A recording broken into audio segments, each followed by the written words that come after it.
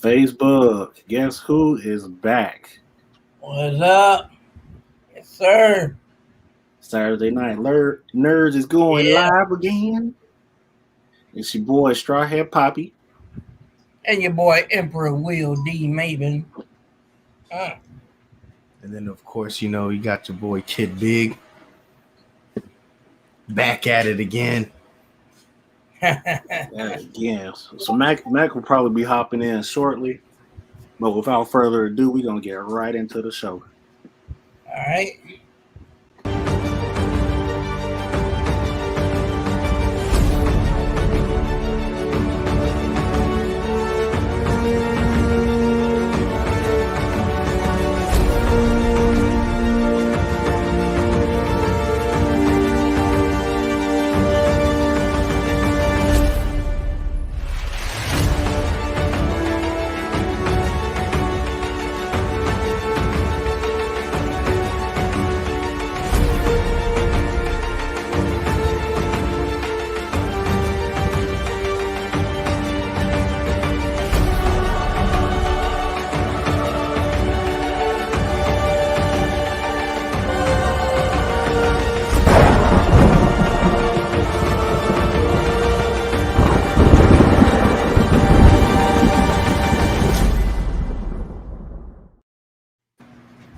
Voila, magic. Yes, sir. Yeah.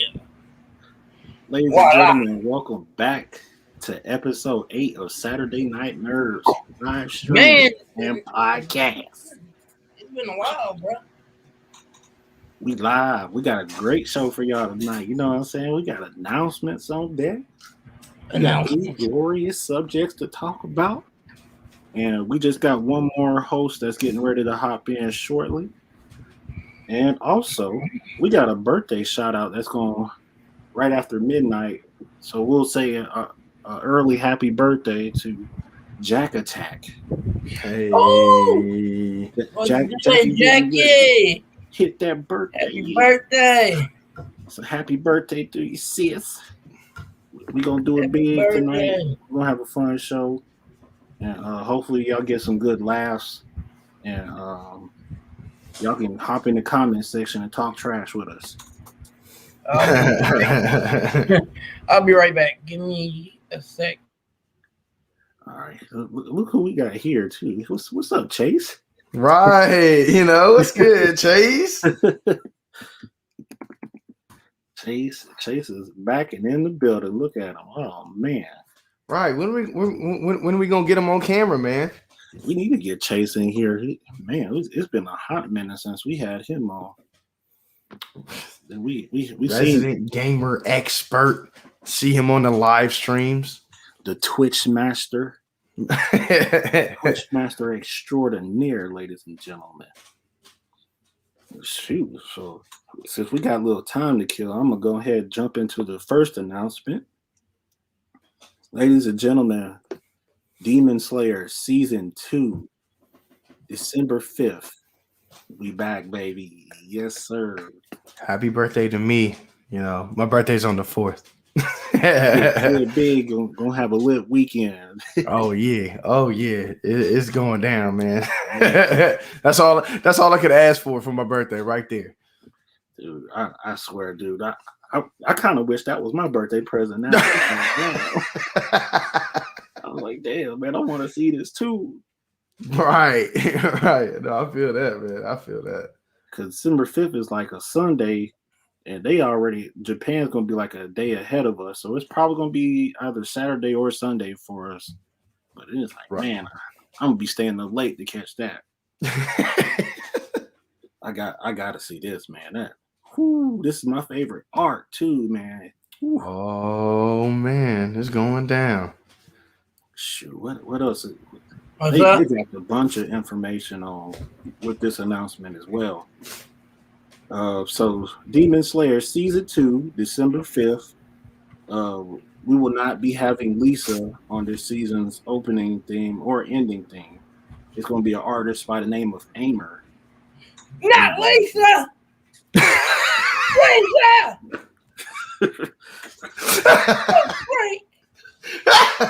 No! What happened happened to Lisa? So the good news is Lisa is going to be on the Mugen Train TV series, which is only 7 episodes, coming out on October 10th.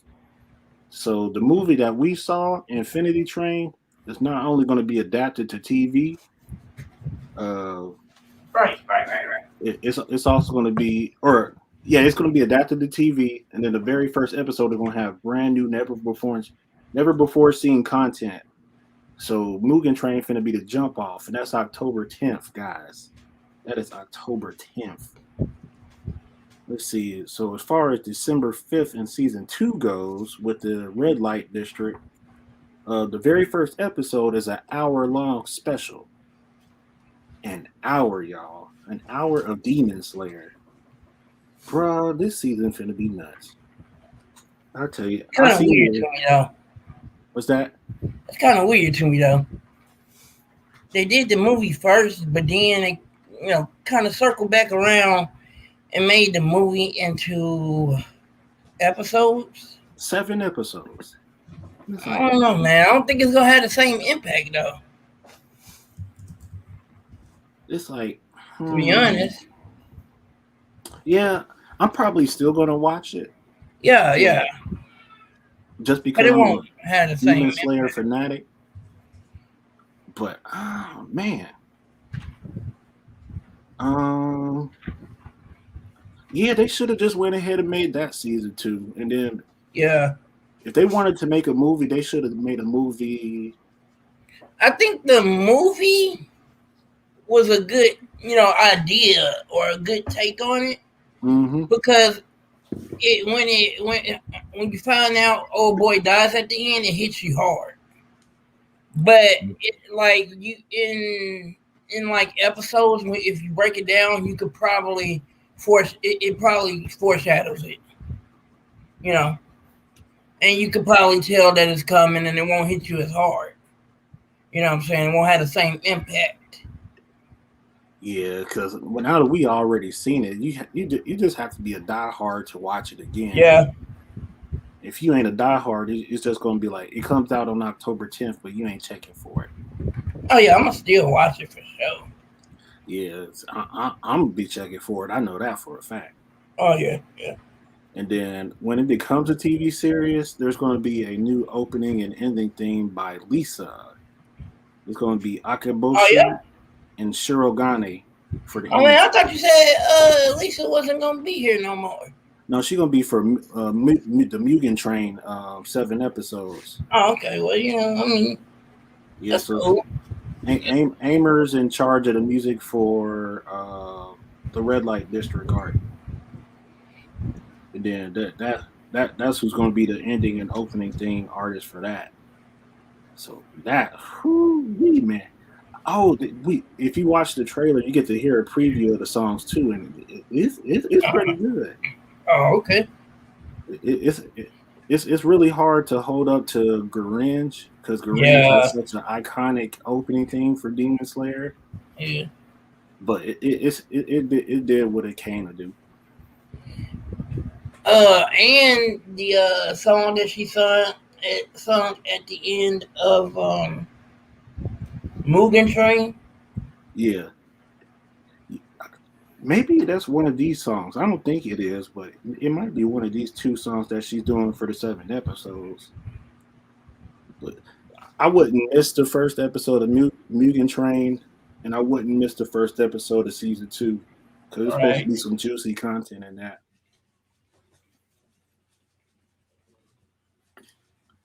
Yes, sir. So I see the comments and all that. We kind of had a show already planned for the night, Chase. So we pretty much we're gonna run through that, and then we'll try to get you in for like the next episode. Yeah, I'm more than welcome to still hang out. Like unless y'all want like an extra body to come in on the stream, talk to us about these subjects. That it's fine. Right. Yeah, I don't mind myself particularly. I sent him the link, so I mean it's up to you. But at the end of the day, like I said, I haven't seen Chase on a stream particularly, and I know like he's one of our guys. You know, Yeah, definitely one of our guys. So, like I definitely don't mind. yeah, I don't mind. I don't mind at all. For sure. I'll bring him in now. I was like, oh yeah, he got the link quick. Yo. Right. Hey, there he is. Hey. What is up? What's Hey going guys, how on, you man? doing? How you doing, man? I'm Pretty good. How are pretty you? good, man. I'm good, bro. I'm good. Just up here trying to clean my glasses and stuff. So Yeah, I just got out of work, so I'm set for the night. Playing Nice. Destiny right now. Oh wow. I was just getting ready to stream, and I was like, boom, notification. I was like, oh, what is it? Podcast. I was like, yes, my time to shine. Episode we 8. back. We back. And we got a double episode next month for October. So this gonna be a couple opportunities for y'all to get in on that. Alrighty. It's great to see you guys again. Yeah, good to see you, man, for sure. Yeah. You bet. You gonna sit here and talk to us for a while or something, man? Sure. All right, bet.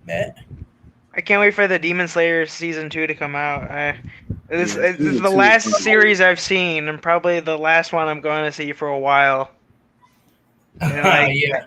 you should see everything I own is Demon Slayer. I have a figurine on my dashboard. I have decals on my car, Demon Slayer. I have all the figurines in the background, Demon Slayer. My backpack, Demon Slayer. My phone case, Demon Slayer. My wallpaper, Demon Slayer. Paint My job, Demon everything. Slayer. Just everything. Rim job, Demon Slayer. Yeah. Sex doll, Demon Slayer. No. Good God. Trust me, it's probably been used twice. Not just kidding. No. Whoa. Was it at least Shinobu? Maybe. Mm. I don't know if you can see the Shinobu doll right at the end. Oh yeah, with the butterfly sticking out. Bet. I can't take the camera with me, but I can try to get as close as I can without unplugging it. Hey, it's all good, man. It's all good. I want to get closer to it, but like I'm gonna have to rip the cable out of the wall. Yeah, don't do that. Yeah, don't do that, man. Don't do that. In my mind. Stereo technology. It's gonna take me with it. Shinobu's good and all, but I like the love pillar. What's her name? I can't pronounce her Mitsuri? name. Mitsuri? Is it? Mitsuri? Mitsuri? Mitsuri? Something like that. The girl with the pink hair? Big boobies? Yeah. Yeah. You already know. She made me want to go Bobby Boucher. You guys make me laugh so hard. Show me with boobies, and I like them too. Wait, I'm trying to think of something here. You guys are so funny that you'd make Rengoku laugh so hard a hole would explode out of his chest. Oh no! I don't want to laugh that hard, man. I don't want to kill him again. Did I tell you? I don't know if I've told anyone. What's up, bro? Hey. Did I tell you guys I've seen the movie every single day since December 25th? What the freak? Oh no! Yeah, I make time for it, or at least parts of it, every single day. I ain't gonna lie, I'd probably, yeah, no, I couldn't. It just makes me happy. Like Rengoku, it's my thing. I couldn't do it. Man. Yeah. I'd hate Rengoku after that. You'd hate Rengoku after that. Rengoku up in here, man. So, do you want to believe the times I've cried? Oh wait, that's every day. Oof. Oh my god. I ain't gonna lie. We got a pretty interesting question in the chat, actually. What's up? From Eric. He asked, he's never watched Demon Slayer, and he said, what is it comparable to? So if there was a series that you could compare Demon Slayer to, what do you think that would be? If there was a series I would compare it to, I would definitely say, I don't know if you've seen Inuyasha. Oh yeah, that was my first series. That was my first series, believe it or not. Where there's one of those scrubs. You talking about? He says what movie? What movie? So there's the Demon Slayer anime series, and then there's Demon Slayer Infinity Train, which is the movie that came from the series. Yeah. AKA Mugen Train is probably what you'll find it under. I would stop asking questions about the movie and go watch it. You're wasting your time. It's good, man. It is worth it, though. Real good. I've seen it at least 3 times already, maybe You've 4. seen it at least 3 times. Okay, I watch it. I've seen it every single day since December 25th. Oh my goodness! I'm not kidding. Like, I have the movie downloaded and clips of it downloaded. I put it on at work. Oh yeah, that's a big. They had like a Bang Bros Reality Kings version. Would you watch? Maybe. Tanjiro comes out as a complete black dude. Oh Wait, my what? goodness! Wait, I thought that was Bill Cosby in my closet. Not Nesco. You got Shinobu and Kanye sitting on the casting couch and all that, and it's like, oh no! Oh, no. I remember someone posted a thing in the Demon Slayer Facebook group, the big, just the Demon Slayer group chat or whatever, Yeah. and they're like, "This is my drawing of Nezuko," and I was like, "Is that the demon that crawled out from under my bed last night, or was that Bill Cosby?" It looked, it was just so. I felt so bad after saying that. At the same time, get better drawing. Hey, I don't know, man. I could probably no more picture pudding that. pots for Kiwi. No more pudding pots for Kiwi. We have pudding pots down here. Everyone's a critic. Yeah, It's okay, but when you draw Nezuko, don't just use a black crayon and that's it. They only use the color black to make the picture of Nezuko. Like, you know, she's has a pink outfit and she got red in the bottom tips of her hair. Like, at least put some thought into it. Yeah, I'm just gonna make it black. You talking about like version the dark of Demon coloring? Slayer?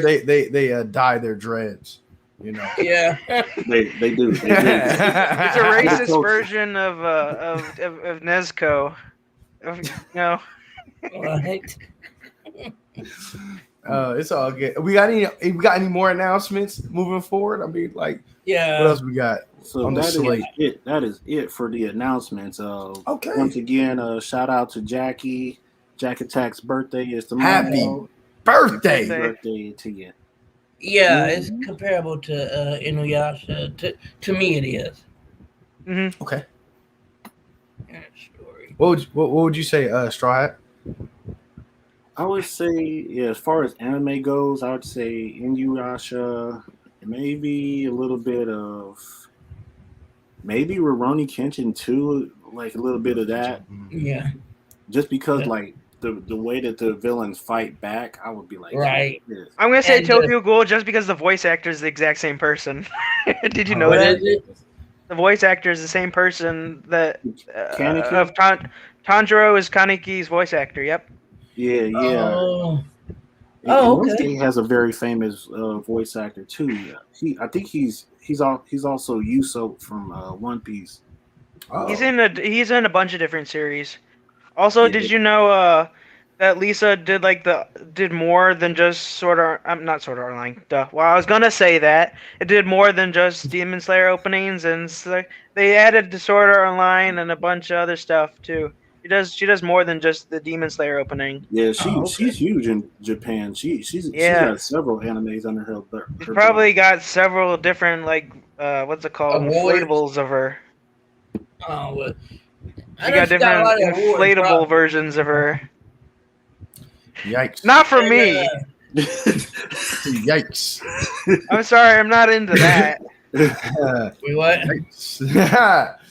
Yeah, my last little comment for Eric is as far as like Kenshin goes, I would say Demon Slayer is like the modern day Kenshin, like the anime as a whole, but not Kenshin himself. Like you could do like back and forth comparison, like the concept, updated artwork, like new the how they integrate the samurai like sword styles and stuff like that.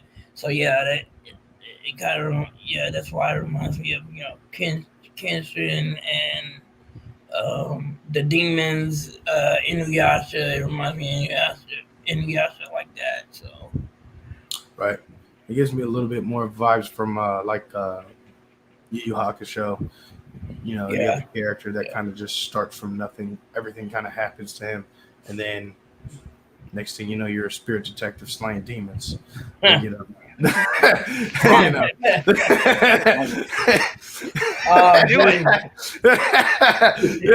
know what I mean? It's crazy. It's crazy how that anime progressed too. 0 to 100, bro. Right. Like you did not see it coming. Like I'm like, wait a minute. Right. But at the end of the day, I don't think it can be particularly comparable to anything. It's its own entity in its own right, and I think it deserves a watch. To be honest. Whether you like it or not is, purely up to you and your taste and whatnot. But I'd say that it's one worth a watch, and it's popular for a reason. It's popular for a reason. It's not like all these people are just overhyping this. It's actually a really, really good anime series that comparable to these other ones, sure, but it definitely has its own unique style. Exactly. It brings something new it brought something new to the table. It definitely facts. Oh, and the soundtracks, the animation is just on a whole nother level. Like a whole different tier. Right. For me. Eric, man, dude. The Darker Than Black. Oh my God. Love that show. That's an OG. Yo, Will, you remember Claymore? Yep. Yeah, me and Will used to watch Claymore. We started it, but we didn't get to finish it. We didn't get to finish it. Ninja Scroll, definitely. I'm going to try my new avatar out real quick. Okay. All right. All right. So now that that's been settled, we will talk about Shang-Chi and the Legend of the Ten Rings, ladies and gentlemen. Yes. First Shang-Chi. Boy. I'm telling you, man, people be trying to correct people and it be messing me up though. Like they be like, it's Shang-Chi. Shang-Chi. I'm sorry. Okay, I'm sorry. I'm American. As long as you know what we're talking about. Right? You know what we're talking about, right? Right. God dang it. We can't help ourselves, man. We can't help it, man. We try to stay cultured, but it just like. How's my avatar? Oh my goodness. It's my a cute favorite little meme. monkey. It's a cute little baby, whatever that thing is. It's that demonic entity from freaking Horton Hears a Who, Katie. Oh my God. He's like, my favorite meme is the one where they put him in a garbage compactor. So Shang-Chi. Okay. But yeah, Shang-Chi, man. I mean, are we doing like a review? Yeah, and that got canceled in China. Yeah. It got canceled. Didn't Shang-Chi got canceled in China? Table review. So we'll start with Kid Big, then Will, then Key. Yeah, I was watching a political podcast channel. Shang-Chi, that's the Marvel movie, right? It got canceled in China. Okay. Yeah, it got in trouble for some controversial stuff, but it got banned for trying to show what Chinese stuff is like. Like I don't understand what Chinese culture is like, and it got. So they banned. So hold on. So you're telling me that China banned a movie in China? For they show too much of Chinese their own culture.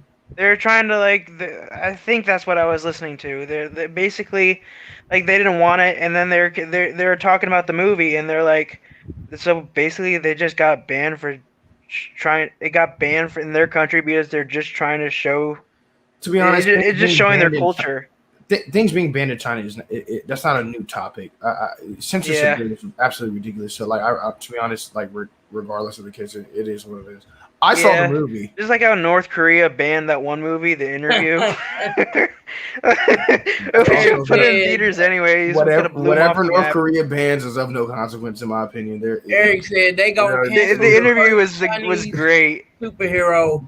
Good job, China. It's got freaking King Jong-un just listening to Katy Perry in the movie. There's a fake fat kid in a fake candy store. We're talking about Shang-Chi. Yeah, we're doing a review. And so at the end of the day, so I watched the movie not so long ago, actually. I thoroughly enjoyed it. I actually watched it solo. The acting, in my opinion, was pretty solid. It was up there. The actual character, I don't know his name, but not just like acting, but also like his presence. The choreography was amazing. Oh, you talking about call me the main dude, CM Liu, something like that. Probably. I have no idea. You know, the one who was always. I can't really pronounce his name. I know who Aquafina is. You know, but. You know, but you know the main guy, and I honestly feel like the story probably could have been a little better, but I loved the way it actually went. At the end of the day, the visuals were amazing. The dragon was super dope. The weird kraken looking thing was dope. Stealing everybody's souls. Like that was super crazy dope to me.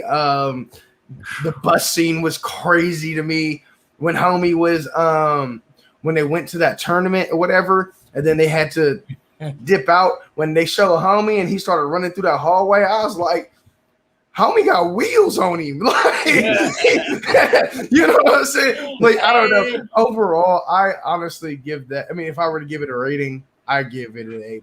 I thought it was just complete, great story in my opinion, great acting, great music, great visuals, an A+. Okay. Yeah, and just pure and awesome entertainment. You know, that's what I would do, or what I would give it. I give it an A+. I loved it. I'll go watch it again right now.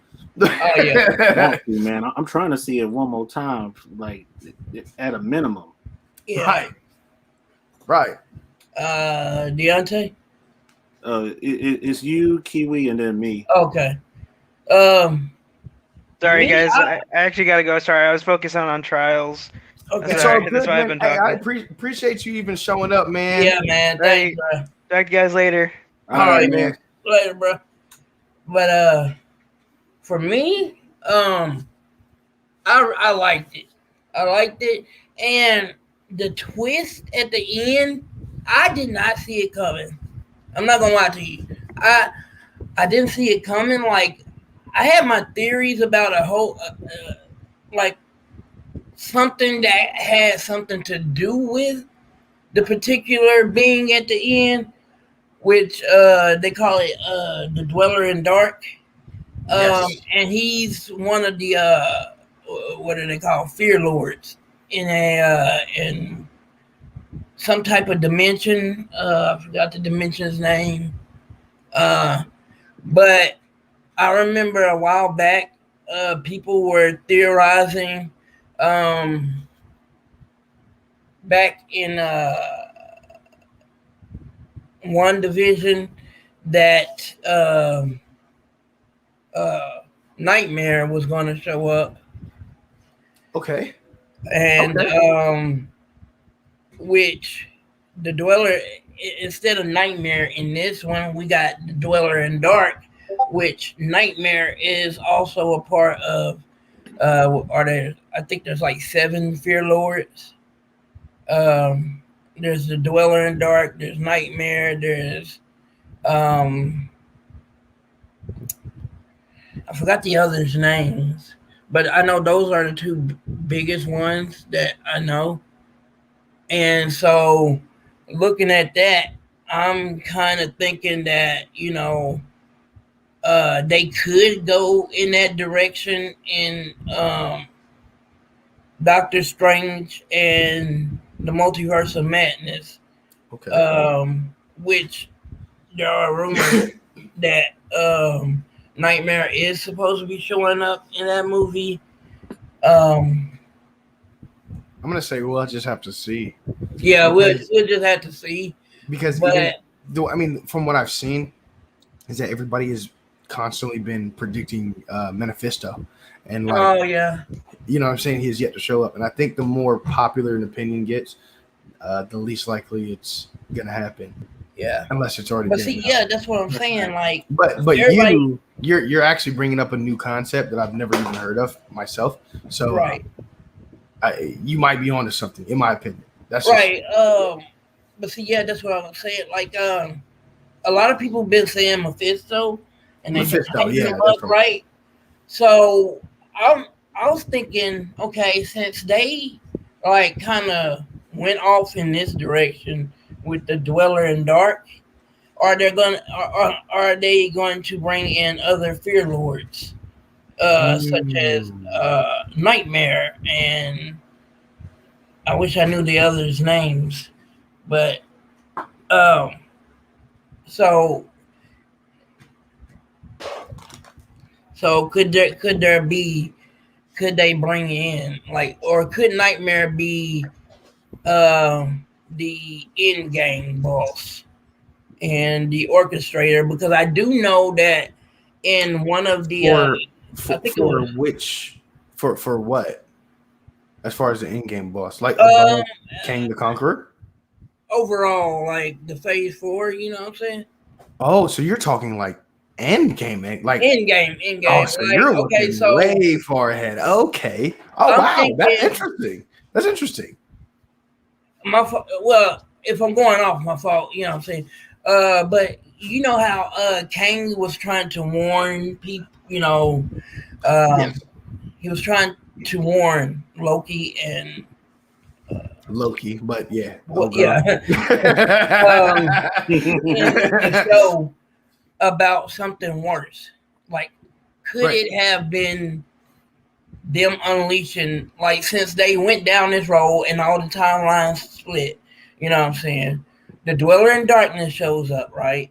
Right. So I'm wondering if they are going to unleash any more Fear Lords, and that in the end they would have to fight perhaps the strongest of all of them, which is Nightmare. Because I know I think it was Strange Tales, like it's a comic, Strange Tales of Doctor Strange or something like that. Doctor Strange had to fight Nightmare. Nightmare had destroyed the whole multiverse. He killed all the heroes and everything, so it was down to him and Nightmare. So I think you might be on to something. That actually sounds legitimate, especially with the creation of the multiverse. You have an enemy that can destroy other timelines. Yeah. Like entire timelines. Has done it before. Right. So I can definitely see that. And honestly, now that you bring it up, I want to see it. If it doesn't happen, I'm blaming you. I just want to let you know that. Right. Eric said Dweller in Darkness is possibly open that door. Right. Right. Yeah. So as far as Shang-Chi goes, how do you feel about the movie itself and like, you know, what? Oh yeah, no, I really like the movie. My fault. I did kind of go off on my fault. I really like the movie. I like the action that they put in it. It gave it that old Chinese theater feel to it. Where back in the day they would have Chinese theater. My mom would watch it, and there'd be different shows come on, and it's kung fu. Like throughout the day, movies about kung fu, different styles of kung fu, and so I did like that. that aspect of it, I like, and I actually liked his father as the villain. You know I what I'm did too. saying? I did I too. thought he Yeah. was, I thought he was real cool as villain. Um, Yes. and he Yes. brought, kind of this, like in the end when it was kind of sad. I'm not gonna lie. It Uh, was. Yes. That's why I like the story. I love the story. Yeah. yeah, so I like the story. Um, and Aquafina, I love that's my baby. That's my baby mama. Hey, mom. Wait, mom. She quenches my thirst. That's for sure. You know what I'm saying? But anyways, overall, I'd probably grade it a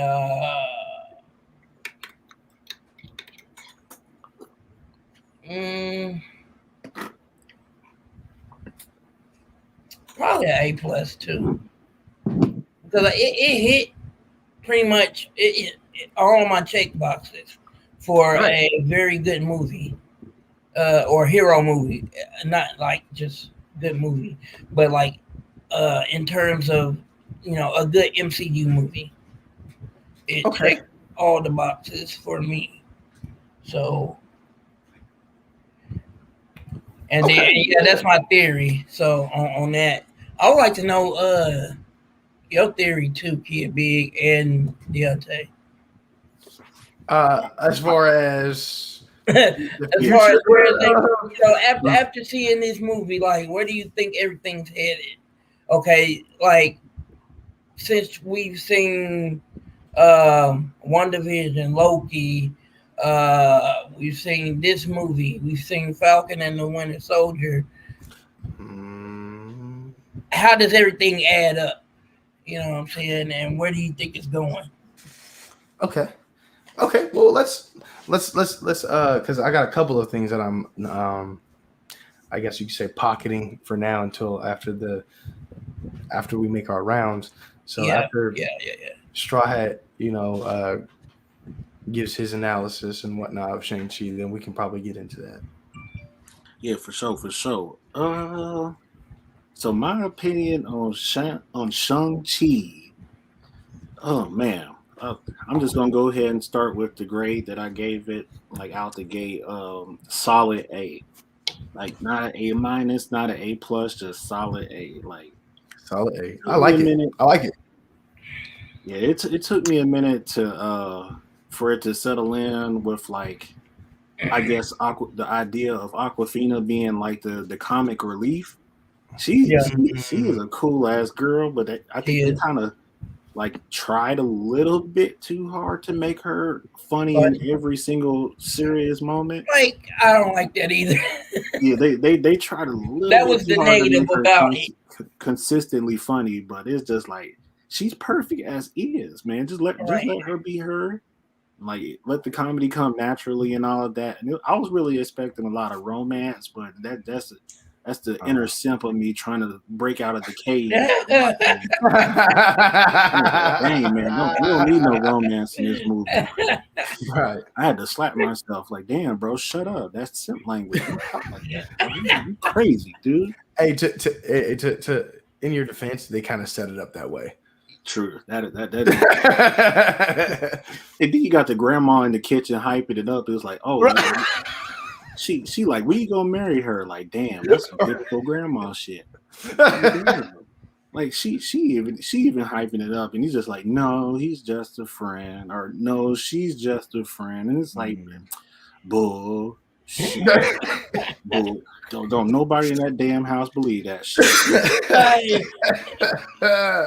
Y'all gonna go through a dangerous adventure together, and y'all gonna wind up body rocking, knocking the boots. So I don't want to hear that. Y'all gonna be busting bumps. That's what we're going. Busting bumps.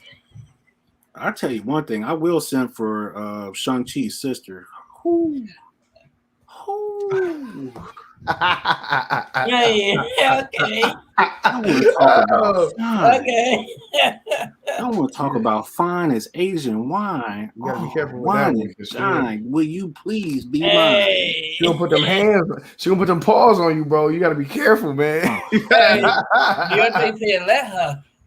I was sitting there with the popcorn in my hand, just sweating bullets like Down Bad Man. Oh, no. I'm like, sir, Grab me that grab Asian me lady that right there. badass woman.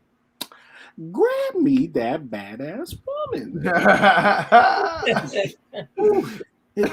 Oh yeah, Willie. Hey, Willie said his auntie too. The auntie too, bro. Oh, you want to talk about tall glass of Oh my god! you want to talk All right. broth. You a tall glass of God. ramen broth. Like, dang, baby girl. I know you Oh, probably we thirsty. No, I know you about 40 something, but we I ain't don't gonna give do a this. shit. I don't give a shit. Age ain't nothing but a number. Stay strong, Deontay. If everyone's above 18. Right. That's true. That's Right. true. If everyone is above 18, then age I ain't don't- nothing but a number. I don't like that saying. I just want to make that clear. I do not like that saying at all. Somebody come up, you like, age ain't nothing but a number. Dude, Shang-Chi Only if you're above the age of Mandarin for her, I man. don't know about that, sir. I'll fight that little piece of shit. Let's go. Let's dance. Bring all 10 of them rings, bitch. Let's go. I'll fight you for that woman. I'm a simp. Oh, goodness. Hey, Eric said, down, Batman. Okay. He's like, hey, it's something in the water, man, because Sean's family just off the chain, bro. You got the world's most badass dad. And you got a fine mama, fine auntie. Oh, my God, yeah. Fine sister. I don't know, man. It's the Asian culture, bro. It's something in them jeans, bro. It's something in them jeans. Oh, my God. Bro. Asian women in general are beautiful. I'm not gonna lie. Man, I'm trying to get abducted by one. What's happening? I'm trying to get. Oh my goodness! I want to show up on the back of a milk carton, like Strawberry Poppy is missing, bro. He's gone. I'm gonna be like, you know what? Hey, ma'am, can you step on me? Why? Because I want you to be my stepmommy. Shoot, I want her to break my skull in with her. Man, oh goodness! I need help. Oh my goodness! Okay. Anyways, so, let me stop the thirst and get back to the plot. Okay. You went all off script when you started talking about his sister. Like, what is wrong with you? He's just like, Jesus, man. Okay, all right, I'm done. So, Mandarin. I forgot about that. Wow, that's a good point. The true Mandarin, ladies and gentlemen. Yes. Yeah. They did like a redemption arc for the British dude that played him. Asian. Like, yeah, I'm just gonna flat out say that I culture appropriated you, but some dude hired me to do it. And then, the real Mandarin just said, "Fuck it, I'm gonna keep you locked up in a basement for entertainment." And that's fair. That's a fair punishment, sir. You're not wrong. And he made friends with a freaking foreign, whatever the fuck that thing was. The animal had a whole ass for a face. Oh my God, bro! Asian mythology is this creature has an ass for a face. He had an ass for a face, wings, and 4 legs. Grab me that. Hey, DJ. And that was his friend. Like, yo, his best friend. Grab me that ancient creature there. You hadn't got laid in a while, so you was going through it. Grab me that ancient creature there. Sir.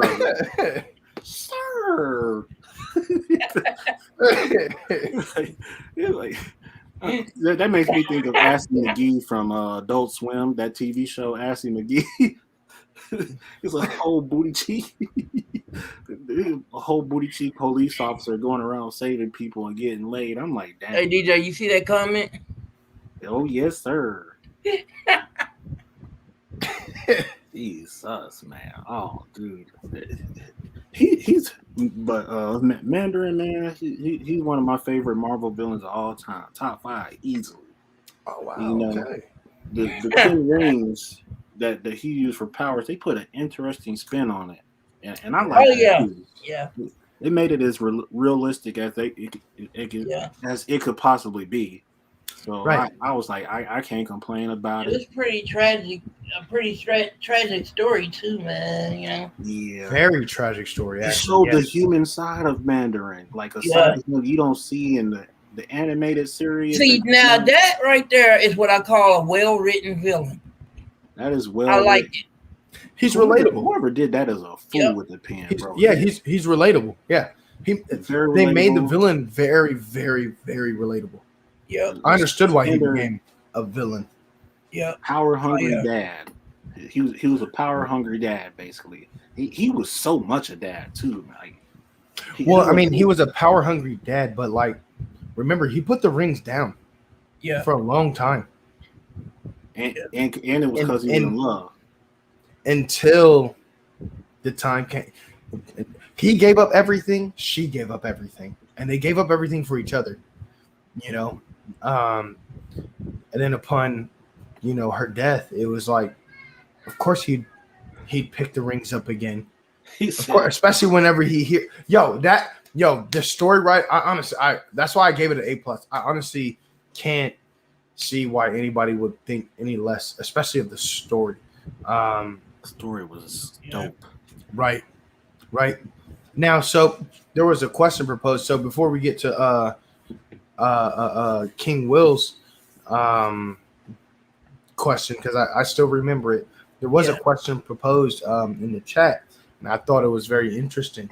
And he's asked, Eric asked, do you think that Shang-Chi is an Avenger level Avenger, or would he just be like more of a street level, like a Daredevil? So how would you guys view Shang-Chi with the 10 rings? With the 10 rings? Now he's got the rings. He's definitely an Avenger level hero for me. That's what I said too. I honestly believe he's an Avenger level. Yeah. He's up there. But that's me personally. I just wanted to ask you guys because I thought it was a very interesting question to ask, for sure. He doesn't have as much training, particularly, and let's not forget that he doesn't have all the stuff, all the bells and whistles that he had. Now, because so remember, all of that's taken away because that only works with the blessing of the dragon in the place. So once he leaves that place, then he no longer has that wind power, unless they, of course, I'm not well versed on this stuff, but unless they somehow make an exception for him. But I honestly think that would also be kind of cheating, in a way. So he loses a lot of that, but he gains the 10 rings. And I think just gaining the 10 rings already makes him Avenger level, just off of it. But that's me personally. Yeah, because Mandarin is no joke with the rings. Like, so even though they had different powers in the comic books, they still made him an extremely formidable opponent. Right. So now that Shung's got him, he's basically the new Mandarin, but not evil, of course. So he could bring the smoke to a lot of current Avengers. Right. We all know he can whoop Falcon, Captain America's ass. So. Facts. Yeah, no, that's complete facts. That's 100% facts. Yeah, absolutely. Who else could he beat with those rings? He could probably beat the new Iron Man that's taking his spot. He could probably beat. I would be bold enough to say he could take on the Hulk with those rings.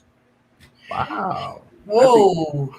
I think that's a bold statement. No, and he even mentioned it was bold. Yeah, that's a very bold statement. Yeah. Yeah. Because especially since it's MCU Hulk, and he's got quite a bit of feats on him. Facts. But, man, those rings ain't supposed to be any like slouch. What is up? Mackie, what's up, gentlemen? What's going on, man? Gentlemen, what is up? What is up? Before we keep going, hey, first, welcome, man. Come on, man. Come on, man. Come on. You know, hey, I know do want what it to. is. Hey, You know what it is. I seen you in the chat. nice. You said that we were gonna have the You said we were gonna have that. We were gonna have the same rating. What did you give it? Because you said that you didn't think that I'd give an A+ rating to anything. And that's facts. I really didn't think you would give it an A+ at all.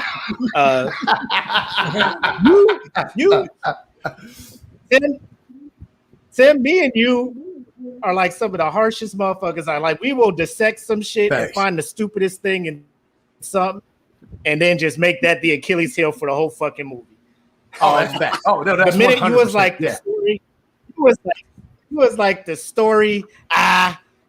And I was like, oh, that's gonna be the thing. He's gonna be like, the fights was dope and everything, and the story.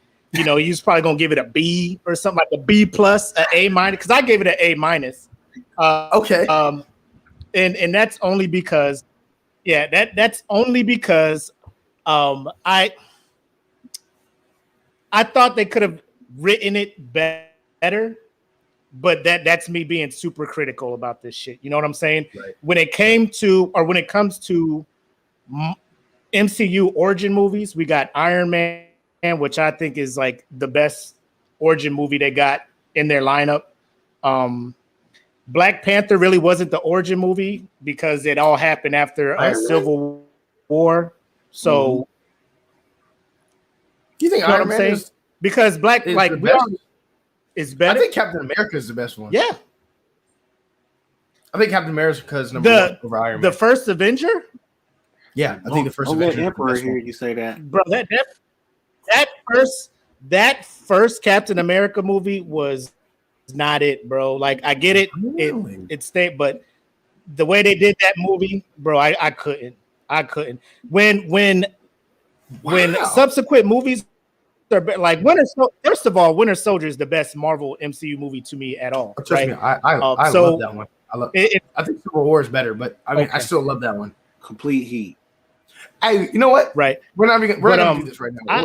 We'll find another space to rank. Okay. Our movies. All right, but no, we'll do this all night. A- for me for Shang-Chi.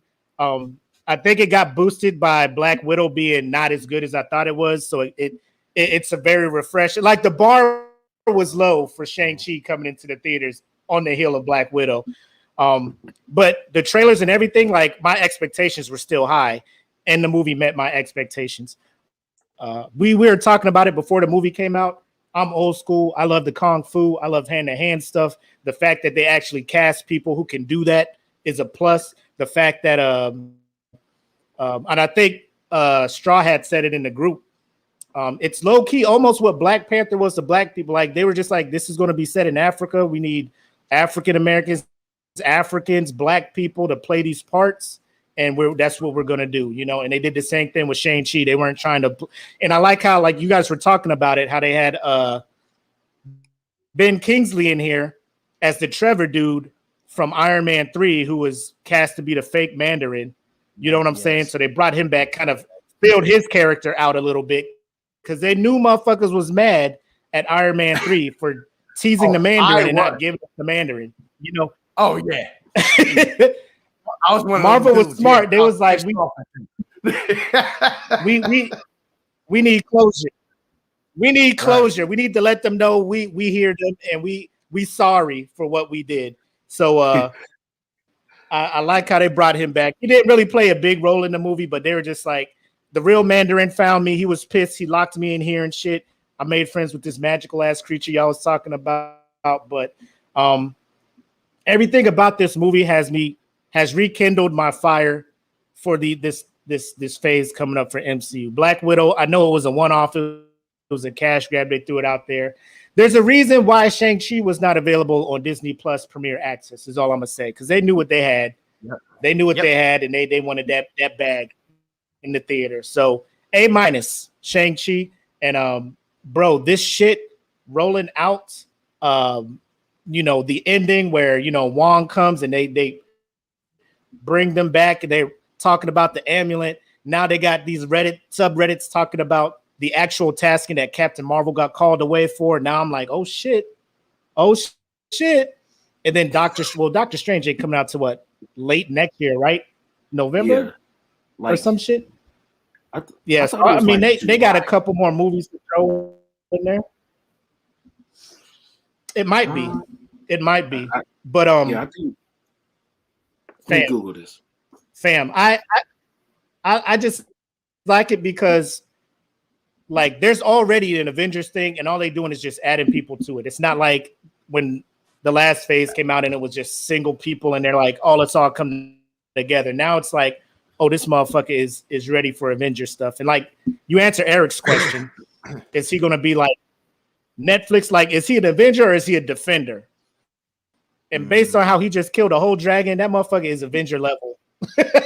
He is Avenger tier, my guy. Like not a dragon, but if like he was on the the Defenders, bro, my man had him swallow the rings and blew him up from the inside. Like what fam? The Defenders ain't gonna know what to do with that. Like Luke Cage is getting beat up by a Jamaican dude, man. Like Shang-Chi ain't gonna have none of Bushwhacker, bro. I'm telling y'all, man, he might put the Hulk on his back, bro. Hey. He might put the Hulk on his back. You never know. Hey, look, man. Hey, and you know what? Just with that, like I might agree with that. At first, I was like, "Oh, that's a stretch. It's a bold statement to say that Shang-Chi with the 10 rings versus the Hulk." Like, I'm thinking the Hulk is about to do the bit, but there's a lot more you could do with them 10 rings, and that's another thing too.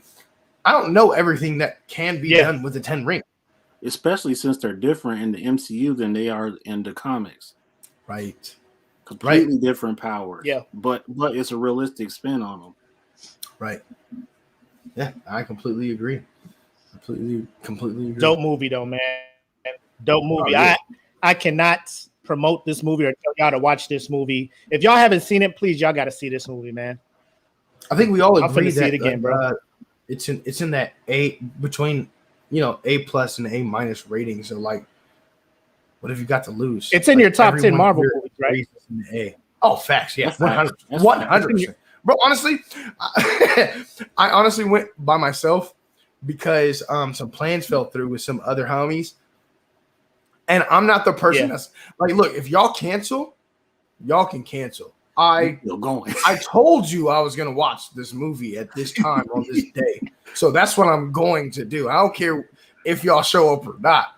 You know, like that makes no never mind to me. So these guys, like, some of my homies around me still haven't seen it. So when they plan to go see it, I plan to go watch it again. 100%. Like, I'm definitely going to pay to watch it again in theaters. Like 100%. Oh yeah, that's damn near mandatory for sure. Right. Right. Shoot. On that note, we're gonna slide into another Marvel subject, and it's Marvel's series. Well, I'm gonna mix those together because we kind of like blown time a little bit. Okay. Yeah, that makes sense. So we'll do like a mix up of all the theories combined. And we are discussing episode 6 of Marvel's What If.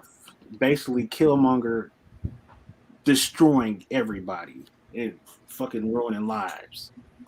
So we'll start with Will, then Mac, then Kid, and me. Oh, episode 6. So we starting with me? Yeah. I liked it. I think that, the reason why I liked it so much is because it's not really so much as, like, what if, you know what I'm saying? It could definitely happen still. They could still bring Killmonger back, and he could become the Black Panther. And they they even went deeper into his character's potential and his psyche. Um, he's wildly capable, just as capable as any of the other smartest characters in the MCU, like Tony Stark, uh, T'Challa. He's very smart. Reed Richards. He may not. He's. I wouldn't say he's like top five, but top 10 maybe smartest characters in the MCU, and he proved it, but by setting up everything from the beginning. From the very beginning, he orchestrated all of this in order to become the next Black Panther. And I just like the callbacks and everything that they did with the characters. I like how they had T'Challa come back in the ancestral plane. I like that touch on it right there, and if uh, they were to bring Killmonger back and somehow had that part in there, uh, I can see them doing it, um, like not CGI, but like maybe T'Challa as one of the Panthers that was in the ancestral plane, talking through him, and that them using the lines from the What If episode 6, using it to speak through that Panther in the actual movie. Um, and sure, a lot of people were wanting Shuri and all of that and everything. Um, and I do agree there would never be another T'Challa. There would never be another Chadwick Boseman. But there will be other Black Panthers. That's for sure. And so, I did like what they did with that episode. Um, Okay. Good stuff. Good stuff. What you think, Mac? To be honest, like I have not caught this latest episode, but this is the one that I was looking forward to as much as the T'Challa Star-Lord. Right.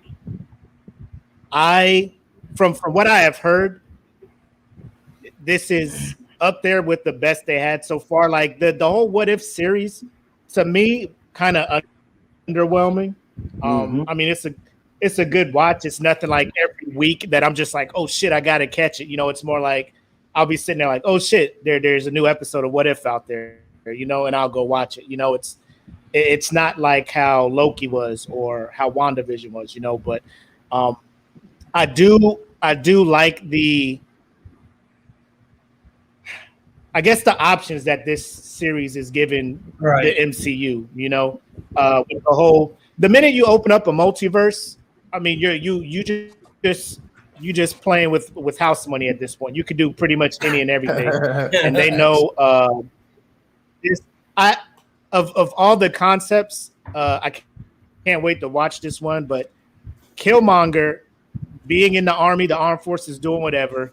Tony Stark being over there, like this is the most realistic what if I can see happening. You know what I'm saying? Outside of probably the Captain America one when it was Captain Carter, some shit happens and she's like, fuck it, give me the serum. This is probably the most realistic one. And I can't wait to watch it. So I don't have anything. I'm gonna just, for the culture's sake, this is probably the second best episode of What If out there without seeing it.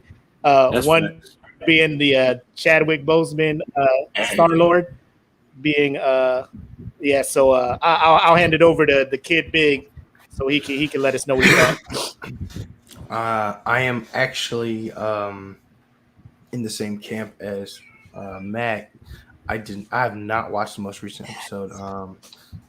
I just haven't, and to be 100% honest, as as much as me and Matt kind of either are similar or different, I was not looking forward to this.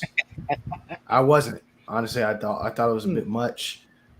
I understand, Killmonger being a part of the armed forces at some point in time, and what have you, but he wasn't Killmonger particularly at the time. So I'm for me, it's a bit of a reach. Honestly, I believe more in, and it's funny because I believe more in the Captain Carter story than I do, Yeah. A Killmonger story with Iron Man. It just doesn't make sense to me. But then again, I also haven't watched the episode. It feel it almost it almost feels like it almost feels convenient. Let me say that. So It's very convenient. in this episode, is he running around with the powers of the Black Panther? Because timeline wise, he would still just be Eric, No, right? So there's no way he would pick up that Mr. Earlet right. unless he had the Black Panther. He's not running around with the power of the Black Panther. He gets it toward the end. Yeah. And they explain everything in, pretty much in the episode of how all of this could happen. You know what I'm saying? And all the little bit of the tidbit of information that they give you, it paints a picture as to what was going on during that time. See, that's why I feel like it feels convenient. That's what you mean. So in the Captain Carter episode, only one thing had to change. Right. And it was the decision. And that decision was for Captain Carter to either go up in the box or for her to stay down below. That was the one decision that changed everything. She's still an agent. She's still, you know what I'm saying? So that makes sense to me. One decision changed the course. It's the butterfly effect. Right. No, it's the same with Killmonger. He only changed one thing that he did, and that was to save Tony Stark. That was his nexus point. But that's why I feel like it's convenient. And the only reason why I feel like it's convenient is because we've never ever tied Killmonger to being in the same area or at the same time with the same mission or whatever the case may be as Tony Stark. Like that's never happened. Whereas Captain Carter actually happened according to the first Avengers story. And that's what I'm saying. You know what I mean? They actually explain what each in each movie, there's Easter eggs in here to show what was actually happened during each of those movies and what the Black Panther was doing during that time. So it's like chronological order in how you would watch the Avengers movie. Trying to think of an example. Like Civil War was going on during this certain period of time. So no, I get you because I've watched the you feel me MCU movies in literally chronological order. But I do kind of get what you. I think I get what you're saying. Yeah, it just seems for me. It just seems convenient. Yeah. But I also haven't watched the episode, so I can't really give an honest and true opinion of the episode. But contrary to Mac's viewpoint, was my point was that I wasn't looking forward toward that. I wasn't. Yeah. I didn't, you know what I'm saying? I didn't think that it fit a realistic narrative. I felt like it was very convenient, according to the knowledge that we all have. I know you were referencing Easter eggs and whatnot, but like, how many people can actually pinpoint Easter eggs? Especially from one or two watches. It's very difficult, especially people who don't, read the or have not read the actual comic books that follow along. If they're gonna take us along for this ride,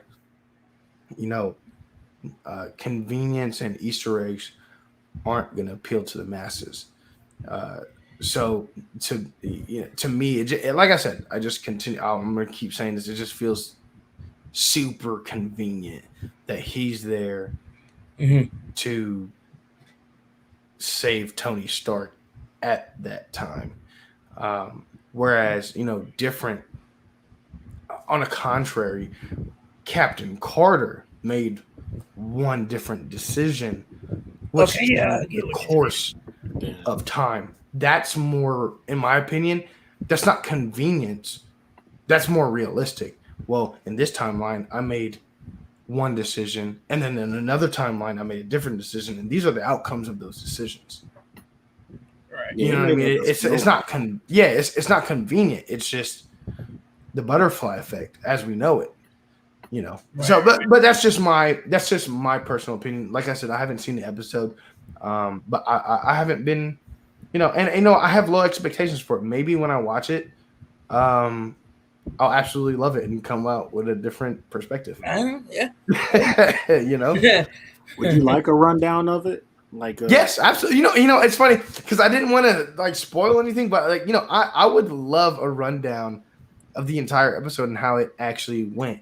And yeah, because I could definitely tell you what happened without actually spoiling the experience, because it's really just an FYI, I don't mind spoilers. Okay. Yeah, I don't mind spoilers because when I watch it, I have a different experience. Yeah, I'm gonna watch it and I'll have a different experience no matter what. I don't care what the outcome is or if I know it or not. I'm gonna watch it the way I watch it when I watch it. So I don't mind spoilers at all. Yeah, for sure. Because what if hits different anyway? Is you can talk about it all day, but if you hadn't sat there and just seen it for yourself, then you won't miss out too much. Episode 6 with Killmonger basically being the main character. He basically saves Tony Stark, becomes his best friend. Well, why is he there in the first place? What gives him absolutely no reason at all? That's the what if that I don't like. He was there. He just so happened to be there. I think he was in a war or something. That's convenient. It's very convenient. You want to know the truth? So Pepper Potts found out later on that he was there. That he went MIA, or he went AWOL from a post, and he made his way out there. And Killmonger made his way out there. So Killmonger went AWOL from his post, and then he. So, but why did he go AWOL? Was there a reason? Was it because of Tony Stark? I'm thinking that he was working hand in hand with somebody to set Tony Stark up. I could be wrong. Okay. But for the most part, Killmonger made it look like Obadiah Stane was behind everything, but really Killmonger was Obadiah's puppet master. So that could be his alibi for that.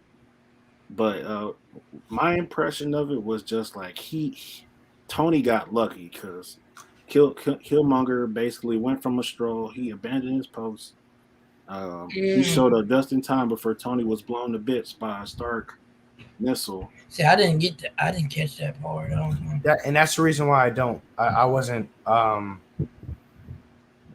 didn't want, or not didn't want. That's why I had my reservations. It just seems too convenient. Yeah, because Pepper Potts was the only person that didn't like him the whole show, and so at my first impression was damn, Pepper, what is your problem with this dude? He must. Right now, he's looking good and everybody likes him, but you're the one person that doesn't trust him. My guts was telling me I should believe Pepper, and then another side of me was this bitch racist. I didn't know who to listen to. What the heck, bro? And in the end, I found out I was yo, I need to listen to Pepper. You need to stop tripping, bro. Hey, we all watched Endgame, and we all know. Don't trust Pepper, man. That's what we know. Don't trust Pepper. That's what we know. Yeah. Don't trust Pepper. She don't even trust herself.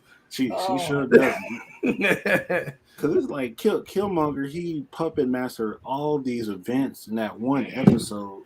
And then several opponents came after him when they found out who he was. But Tony was Tony was the last person to find out he was crooked. But everybody else, they ran up against Killmonger, and Killmonger just washed their ass. Now he is a nasty motherfucker combat wise, but it's like he killed so many people. Like he made short work of T'Challa, and T'Challa literally died by his hand in that episode. And I think he took out. Didn't he take out War Machine too? He took Yeah. out War Machine that episode. He took out quite a few people, and ultimately ended up killing Tony too. But it's like, damn, man. So that's like, Wow. That's just that right there was just highlighting how capable Killmonger is. And if he wanted to, he could definitely do something like that to that caliber. You know what I'm saying?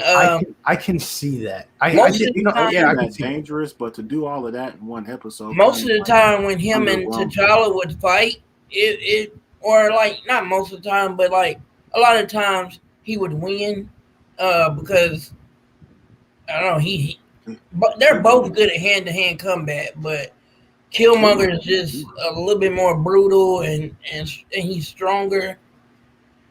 So you can imagine Killmonger with the power of the Black Panther. Yeah. Right.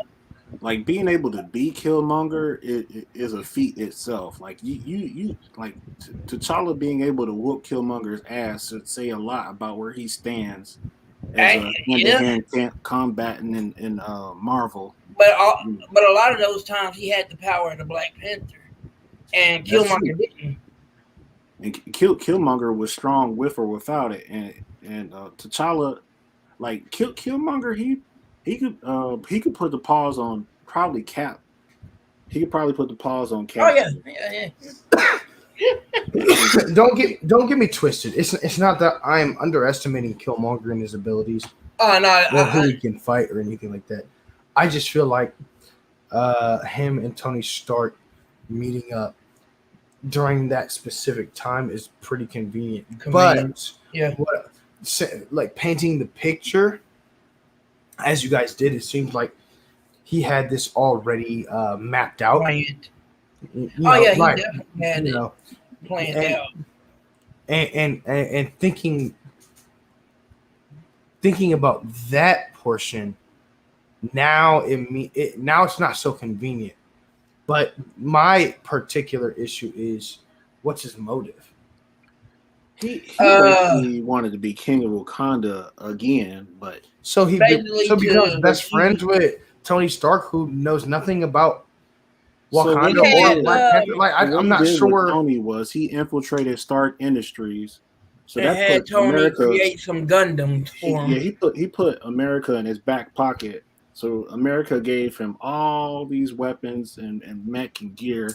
And then he played both sides too. And it was smart how he did it. Wakanda, and then he used America to stage like a fake war, so he could be like, "Yeah, Wakanda, I'm on your side. Let's like he's Americans." The hero." But Americans were like taking Killmonger's orders. So So that makes a little more sense. I mean, at the end of the day, I'll have to just watch it for myself. I just have to watch it for myself, which I will do, literally, like tonight. yeah. Killmonger's really a dangerous man. I think they could have like did like a span of maybe 2 episodes for that, but honestly, that if you didn't know who Killmonger was, and that was a good way to learn about him. If you didn't read, I think what they could do with in the Wakanda Forever, if they bring Killmonger back, like I'm hearing them talk about how they are trying to bring Venom over to the MCU. I would really love to see this. I would really love to see a movie with when Killmonger gets the symbiote. Okay, so I have a that's not me. This is a question in the chat. I think it's a pretty good question. Can Killmonger out multiple Avengers in just head-on combat. And the follow-up question is, who did he kill exactly? And now, I understand the position here because, like you said, he ends up ultimately taking out Tony Stark. That right there is due to his clever planning. You know, we're talking, and I mean, I'm not sure as like how far the question is detailed particularly, but if I were to be, I'll see. And the question, another follow up question is he on par with Zemo's intelligence and planning? You know, and I like that question too, because at this point, Killmonger doesn't have any powers. Right. He's just a guy who's in the military. Right. He's a really lethal, like ex-SEAL team member. All right. Yeah, he's like a Jason Bourne. He's a glorified Jason Bourne. Yeah. Or what's his name? John Wick. Yeah. At this point in time, you know, he can do whatever he wants to anybody regular, but to an Avenger, like, I mean, is his intelligence matching that of, you know what I'm saying? You know what I mean? That's a good follow-up question. Like, you know, does he have the power of the Black Panther, or is it just plain Killmonger? Right. I'm erring on the side of just plain Killmonger, because at this point he has to make it to Wakanda to even get the powers of the Black Panther in the first place. You know what I mean? Yeah, because if they did not strip the power of the Black Panther from T'Challa,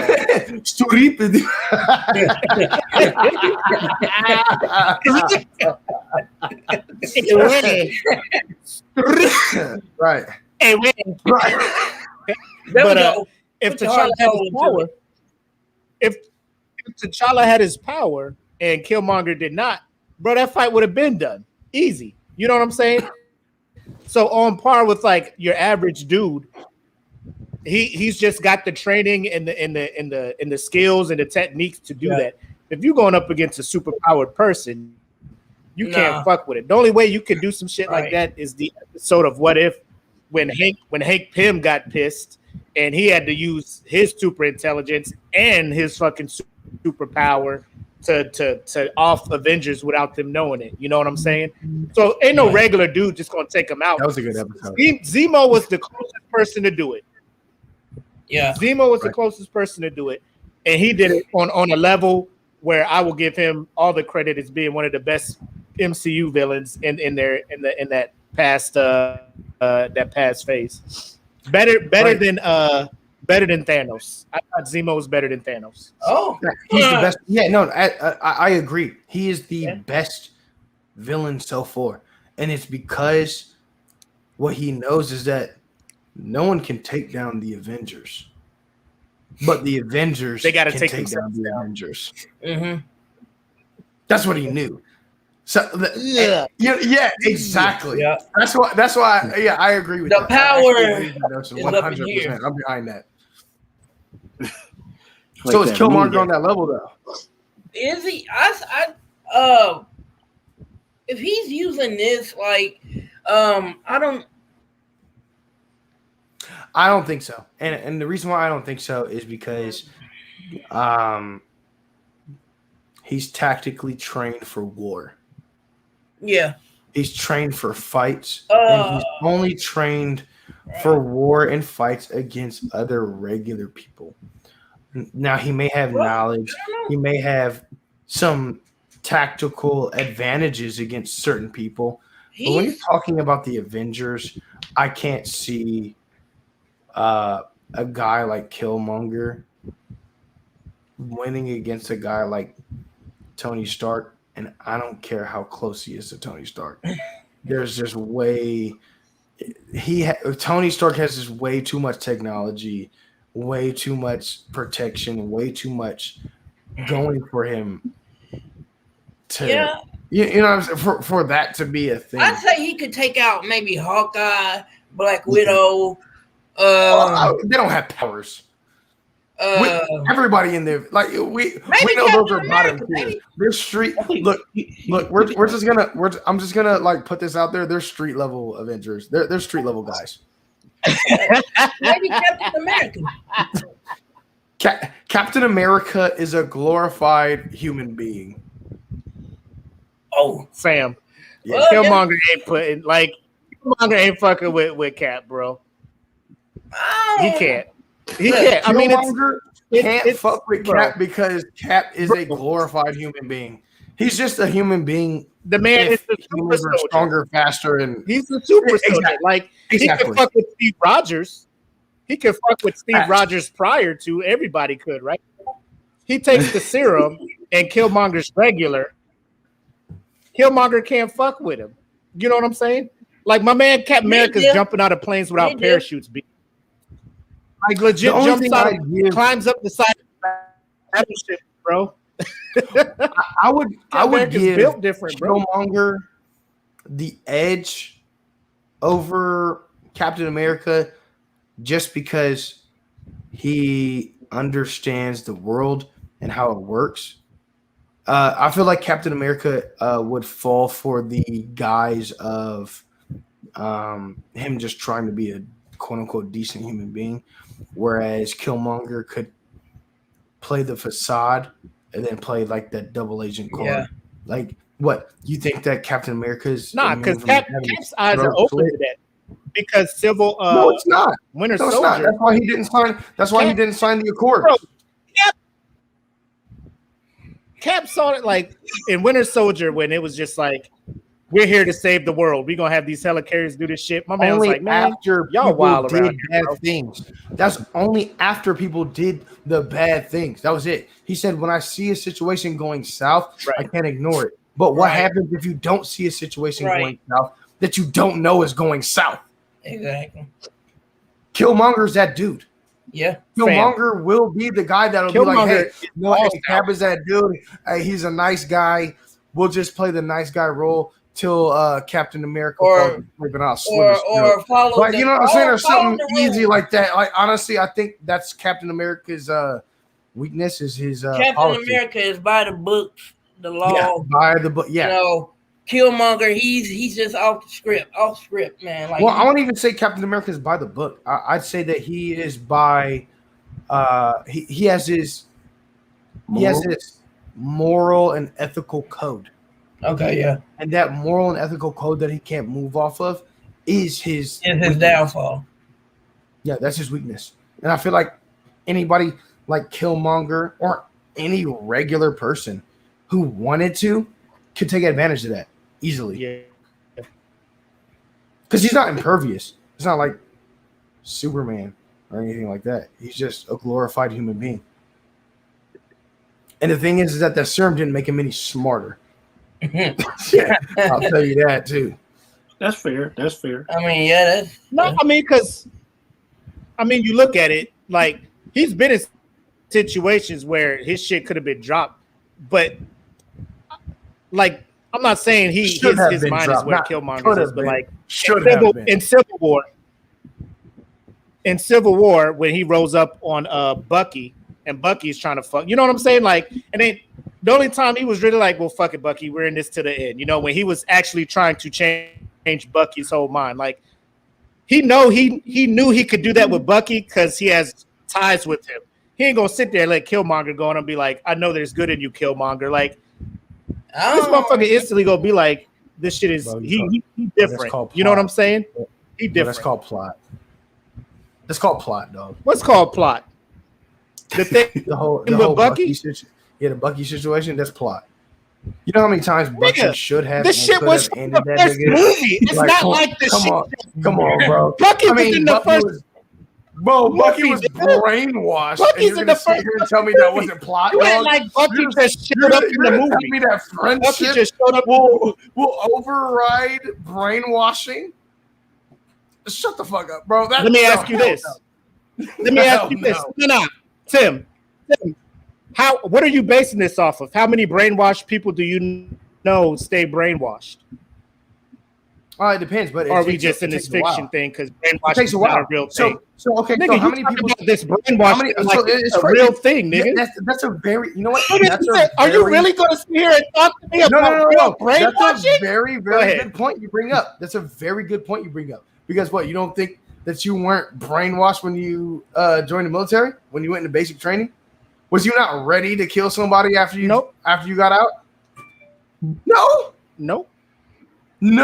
So you just lived your whole life that way, and you were like, you know what? This is just a fact of life that I just have to somehow accept in some way, shape, or form. There wasn't anything. How many people not in the military are willing to kill to protect themselves without military training?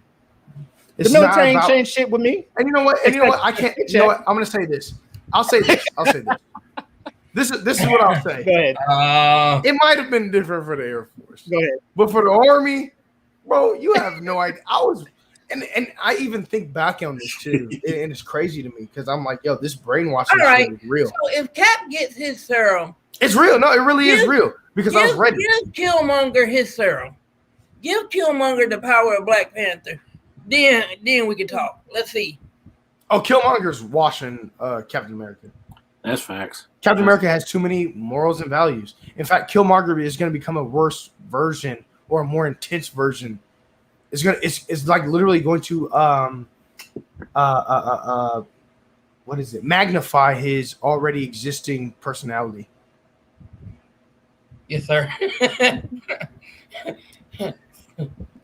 So Killmonger has the serum. So he already in full Killmonger mode. He a villain right now, right? He's washing Captain So Cap already knows ain't no morals and shit. This motherfucker was about to fry Thanos with all of the lightning in the world. Ain't no morals. Like, if you are evil and you're going to harm innocent people, Captain America is going to go full on. He ain't going full on. He's just going to try to stop you. And stopping you doesn't mean he's going to kill you. Oh, okay. Stopping you just means he's going to stop you at the lowest point possible because he has morals and ethics and values. Yeah. That's the kind of person Cap is. You don't think he will kill the bad guy? Think he'll kill only if it's necessary. Order but to only if it's necessary. Only if it's necessary. That's the only way you're going to kill Killmonger. But how do you know that's necessary? Killmonger, though. How do you know that's necessary?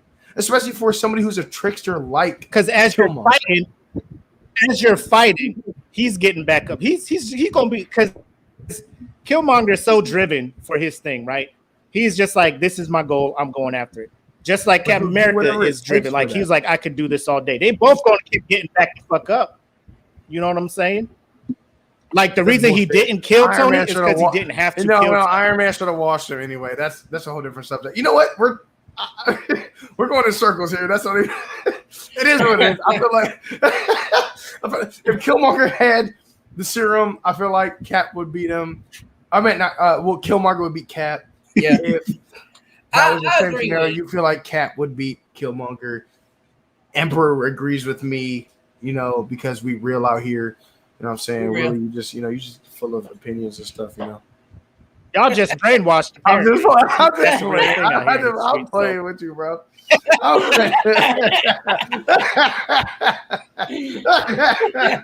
It's been a while, man. It's been a while.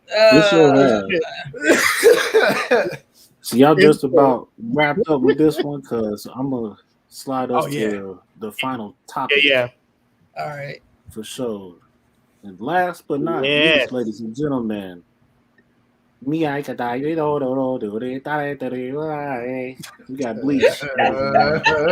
wish I had the music queued up. Who did I? Oh my! Who did I?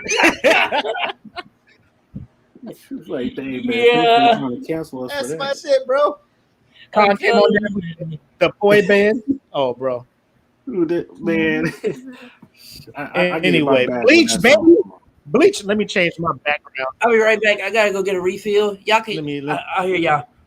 All right, for sure. Like, so as far as Bleach goes, I know Emperor's got all the download for all the latest happenings of Bleach. Okay, but while he's away, we'll probably talk about like some of the current stuff that we're all hip to, like current as far as what.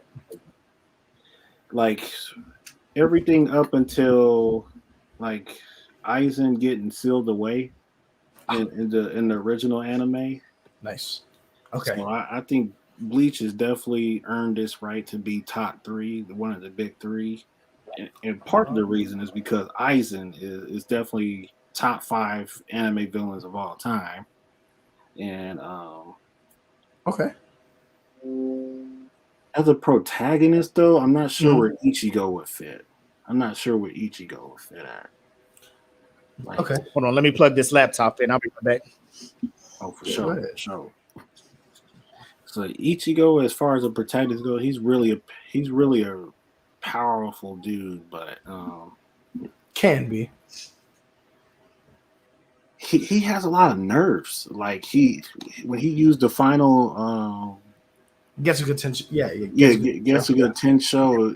It was like, yeah, you're only going to be a soul reaper for so long. You're going to lose your powers forever, and it's just like, Facts. why would you do him like that? It's But he like, gets it back. there's always going to be hollows coming after them, so it'd be kind of wise to keep him that way. Like you could write the story so many different ways, but they they were looking to nerf Ichigo, but keep Aizen as this almighty god character. And the only way to deal with him is to keep him sealed away and then reseal him if you do let him loose. Okay. Okay. So where do you guys stand on where Bleach is at as far as other anime goes? All right, Mac. You wanna do you want to go first on this because I have a lot to say about this. I I feel like my opinion will be biased because, like I said, Okay. That was like the first anime that brought me in with, with subs. Like everybody, like for the most part, generally it's like Dragon Ball Z on Toonami. You was watching that, you're like, oh, this shit is dope, just dope. Bleach was the one where I started watching on Toonami on the midnight kind of hour, and then Mhm. I wanted to watch ahead of it, so I started downloading episodes, and it was like all subs, and I started watching it, and I enjoyed it more with the subs. The emotion in the dialogue and all that stuff, I was like, I feel it more when they say Bankai Right. in this one than when they do it in the English. I don't know. That shit just hits harder. That shit just hits harder in Japanese for whatever reason. So It does. I started fucking with it. It does. Yeah. 100%, bro. But it, like the top three thing, I'll put it up in there because of how long it ran for, how popular it was, the manga and the anime. But it takes some L's, bro. The anime does take some L's because you start Mhm. talking about fillers, and you just like, bro, because like Oh, the part up to where they save Rukia, Aizen gets the whole, and he bounces to fucking, with his fucking his boys and shit.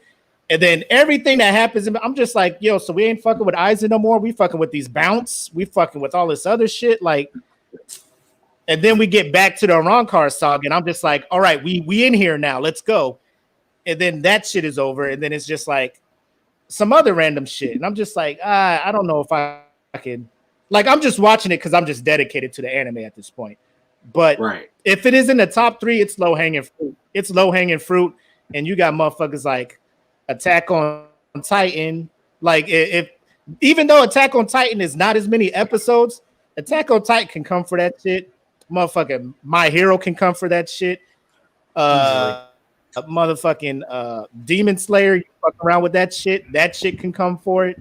Jujutsu Kaisen, depending how Ooh. this shit rolls out with the anime, that shit can come for it. So I'm just like, Bleach is just up there. But I mean, it of the top three, like it is the most likely to be knocked off. I love Bleach too. Don't get me wrong, I love it. I can't wait for it to come back. But let's not act like it is like invincible and untouchable, because it most definitely is touchable. Okay. Yeah. All right, kid, It's what no you longer got? at its prime anymore. Look, I'm gonna be 100% honest with everybody here. I didn't like Bleach. Ah, Now I'll say this: I got into it. Bleach had a way of getting you into it. And I can't take it. I can't take away from that. What I can't do is sit here and say Bleach was a great anime because I don't think it was. okay. The power scaling was absolutely atrocious.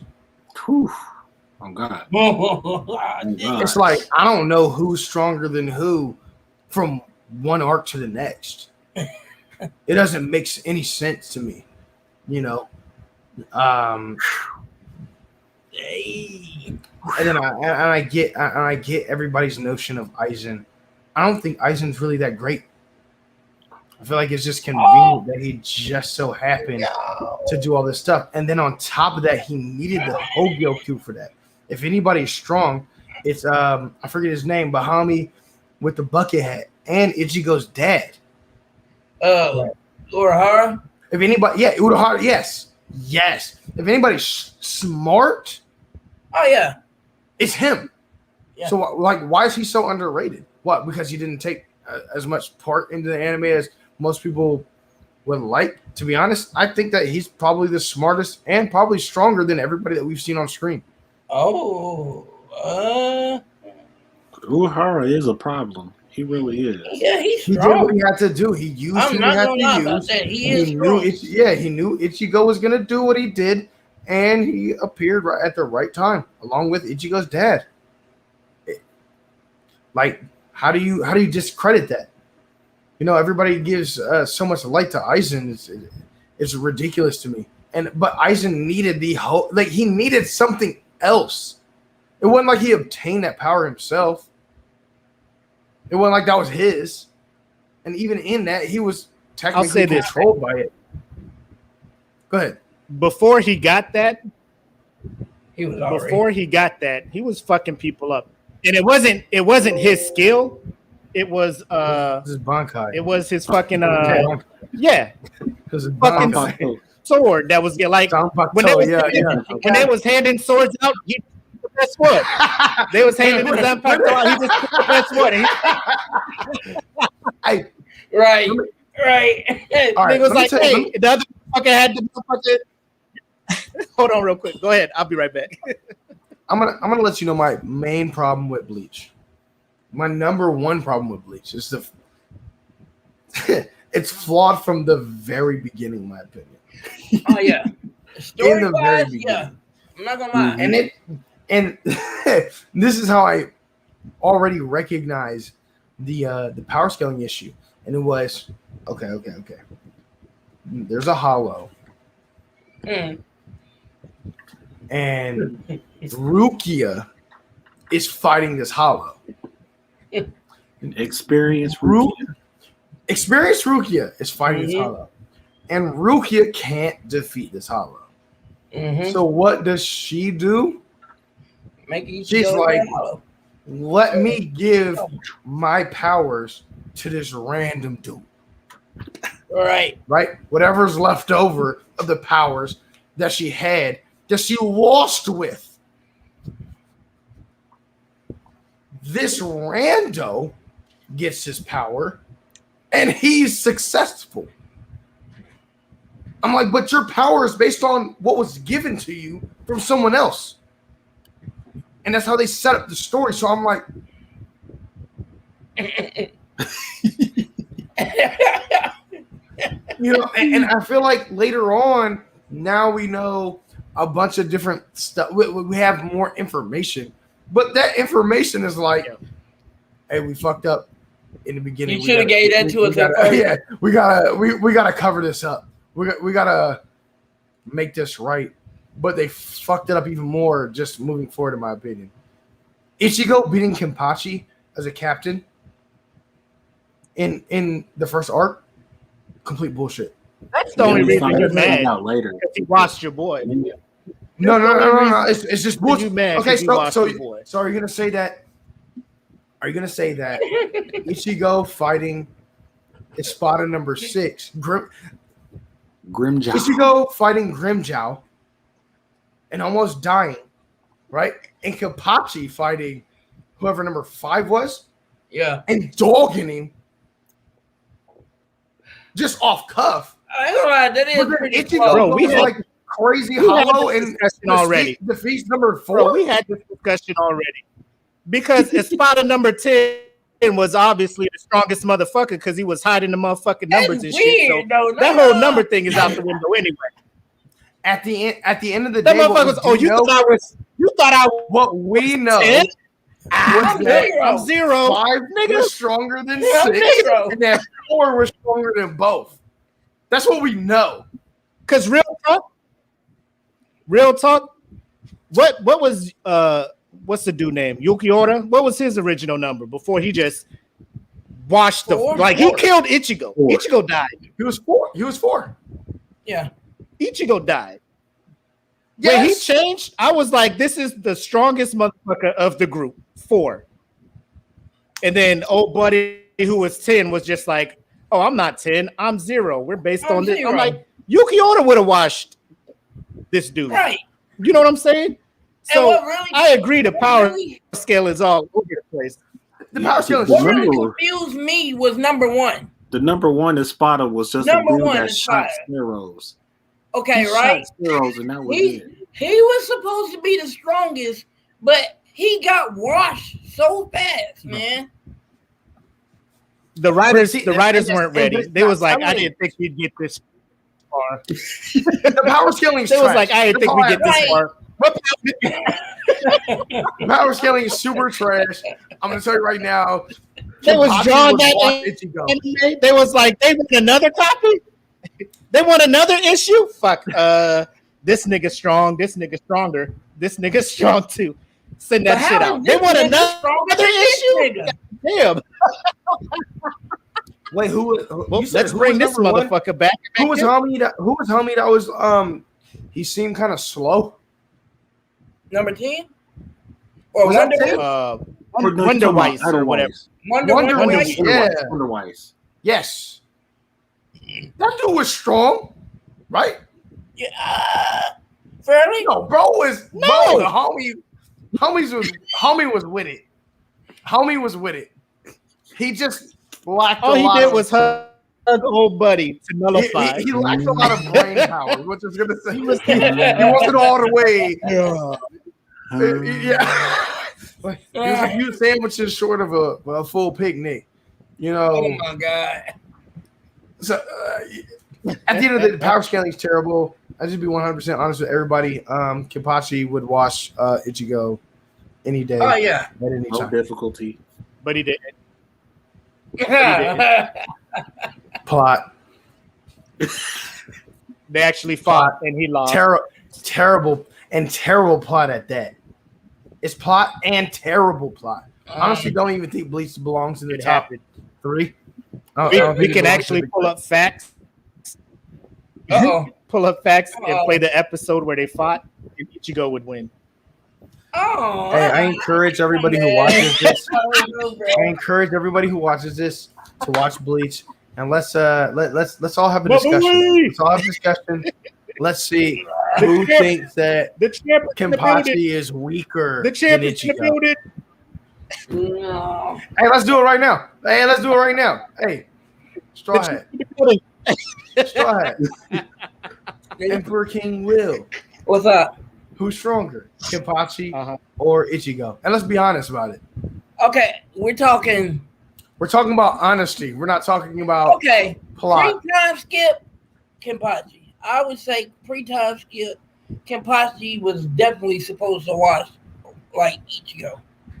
I don't know anything about the 1,000 years. I don't know anything after the anime. I know okay, well, anything after the anime. Kenpachi. Okay, and Straw Hat, how do you feel about anime only? Kenpachi versus Ichigo. I'd say Kenpachi would have taken the gold with that one because the hype around them makes so much sense. When you hear Kenpachi fan base on Facebook, you could they want him competing against anime characters from other shows and saying Kenpachi will win. Kenpachi doesn't even have a Bankai. He doesn't even have a Bankai. He doesn't need one.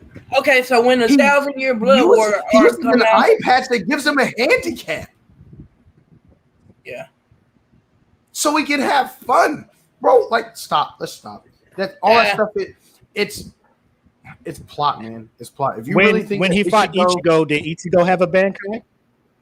When he fought Ichigo, did Ichigo have a Bankai? Plot, bro. Plot, dog. I don't think you understand what plot means. Like that's one of the. I'm just going off what I saw, bro. I'm just going off what I saw. So you one of those people that just watch stuff and then just take everything as it is. You know, you just take it in as it is. No, because you saw what I did with Tomorrow War. Right? You saw what I did with Tomorrow War. Because when I was trying to explain why Tomorrow War was bad, and you was just like, nah, man, nah. Like, it's either I or, didn't say man. Tomorrow War. I didn't say Tomorrow War was good. What I said was it wasn't as bad as you were depicting it to be. Run that tape back. We're gonna run the tape. Run it back because I gave it a bro. I gave it like a C. I think I gave it like a C. Real talk. I do agree the power scale was over, but I think it's because when they were doing the manga, they weren't thinking that the shit was gonna go far. Because you could like the anime is only gonna take from the manga, and the mangas. I mean, it was just like Lifter said. Once they were just like the Espada are ranked based on their number, and then the number one dude comes out with fucking revolvers and shit. Everybody else got swords and blades and shit. He coming out with guns. I'm just like, they don't know what they're doing anymore. Right. Like they running out of ideas. Like this is on the decline. Right. Just get to the final battle and wrap it up. That makes sense. That makes sense. Yeah, I can get that. But we're just gonna be realistic here on this platform and say Kenpachi is stronger than Ichigo. Period. Arguably, we're just going to be realistic here on this platform. Arguably, Grimjow too. And the bleach. Yeah, Grimjow. That's what I'm saying. Grimjow with a wash. Grimjow too. I feel like Grimjow was overhyped, bro. Grimjow turned into a thought. He turned into that little cougar. I was like, bro, you done, bro. All this hype and this is your one. All of this hype. Oh, this is your all right. Yep. When they added that dude to Jump Force, I was like, these guys are clowns, bro. These guys are clowns. I don't understand why that. I'm gonna need y'all to get off my boy. Come on, bro. I'm gonna need y'all to get up off my boy.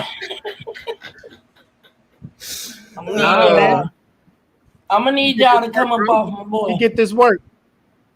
I'm gonna just let you know, man. When I was watched by Kenpachi, like no problem. My man. His release was a Fashion Nova outfit. That's all I'm gonna say. My man released and turned into a Fashion Nova outfit.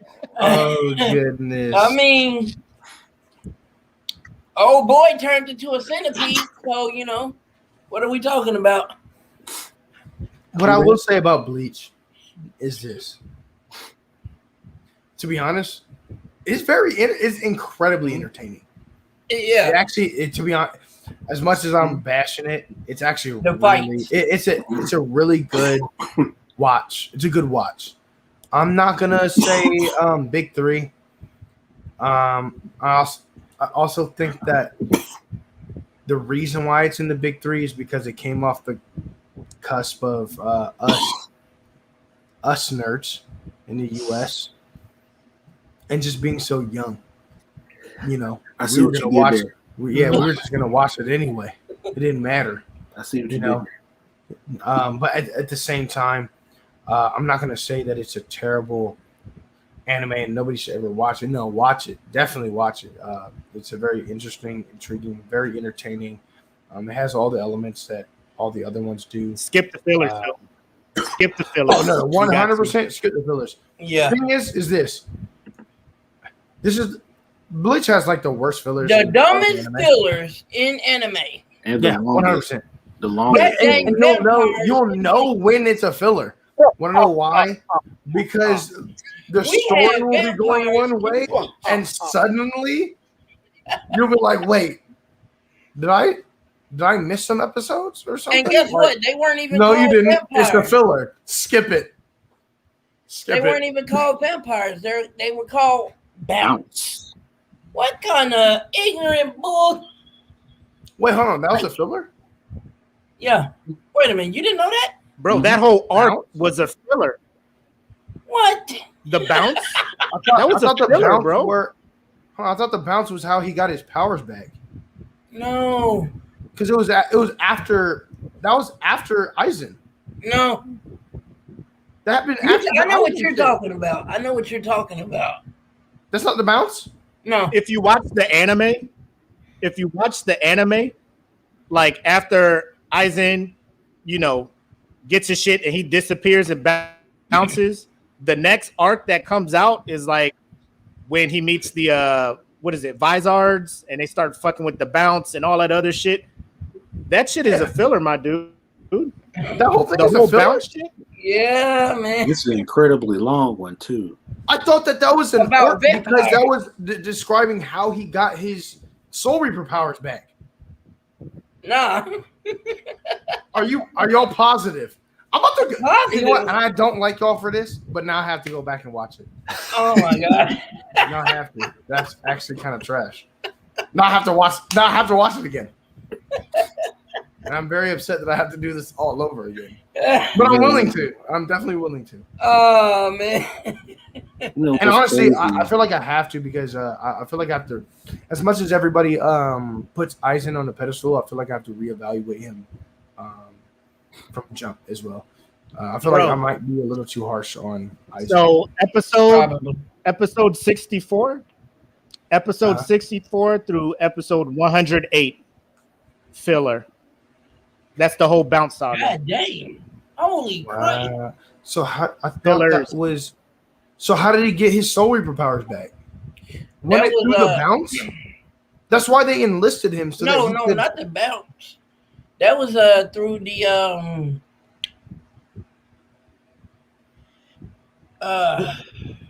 wasn't he training with It was I forget their name, the group's name. The Vizards. At the end when he got his powers back? Be half hollow. No. No. When he got his power back with Rukia and shit, she came back and all that shit, gave him his whole shit back. Wait, what? I thought that was after the bounce. I don't think he ever lost his powers. He did because he after he fought Eisen, he lost his powers. He lost it. Yeah. He did the Getsuga Jincho. I know who you talking about, but it wasn't the bounce. It wasn't the bounce, really? Oh, man. I might be tripping then. Yeah, that might be the first arc or the final arc? The final one. Oh, okay. I see what you mean. Yeah.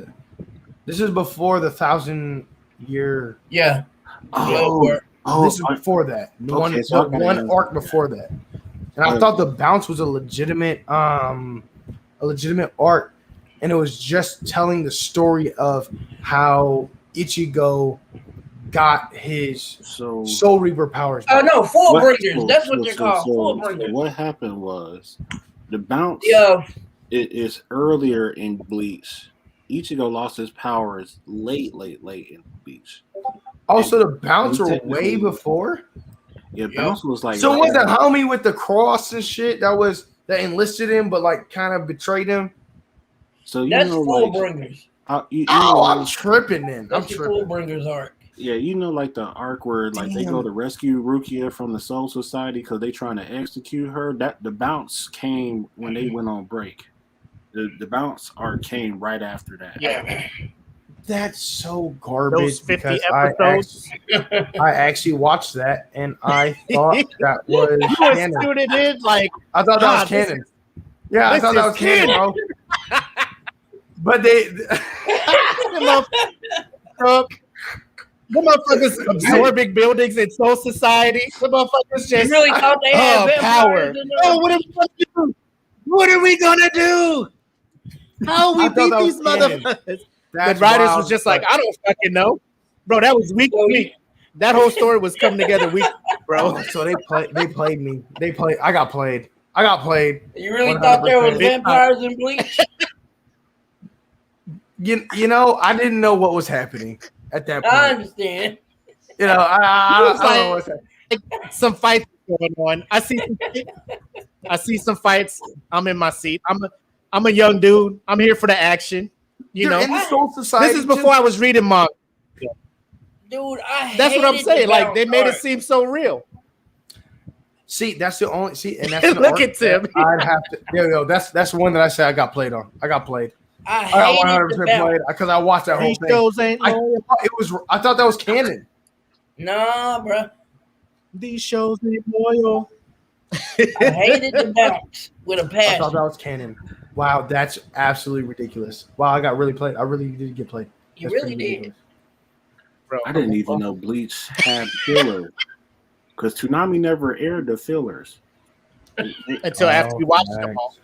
Yeah. The fillers were the trashiest thing. But see, that's the thing. I thought I knew the fillers specifically. I thought I knew all of them because it didn't feel like what I realized was that like when it's his sisters or some shit and they messing around with the ghost hunter dude, you're like, man, this bullshit ass filler episode. Get this out of here. No, I didn't even get that far. But the bounce shit, the realest filler.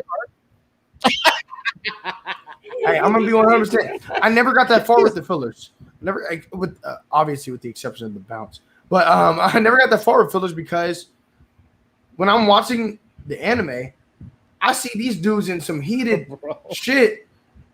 You know what I'm saying? They got their whole Soul Reaper shit going down, and you know, next thing I know, they're in school uniforms at school.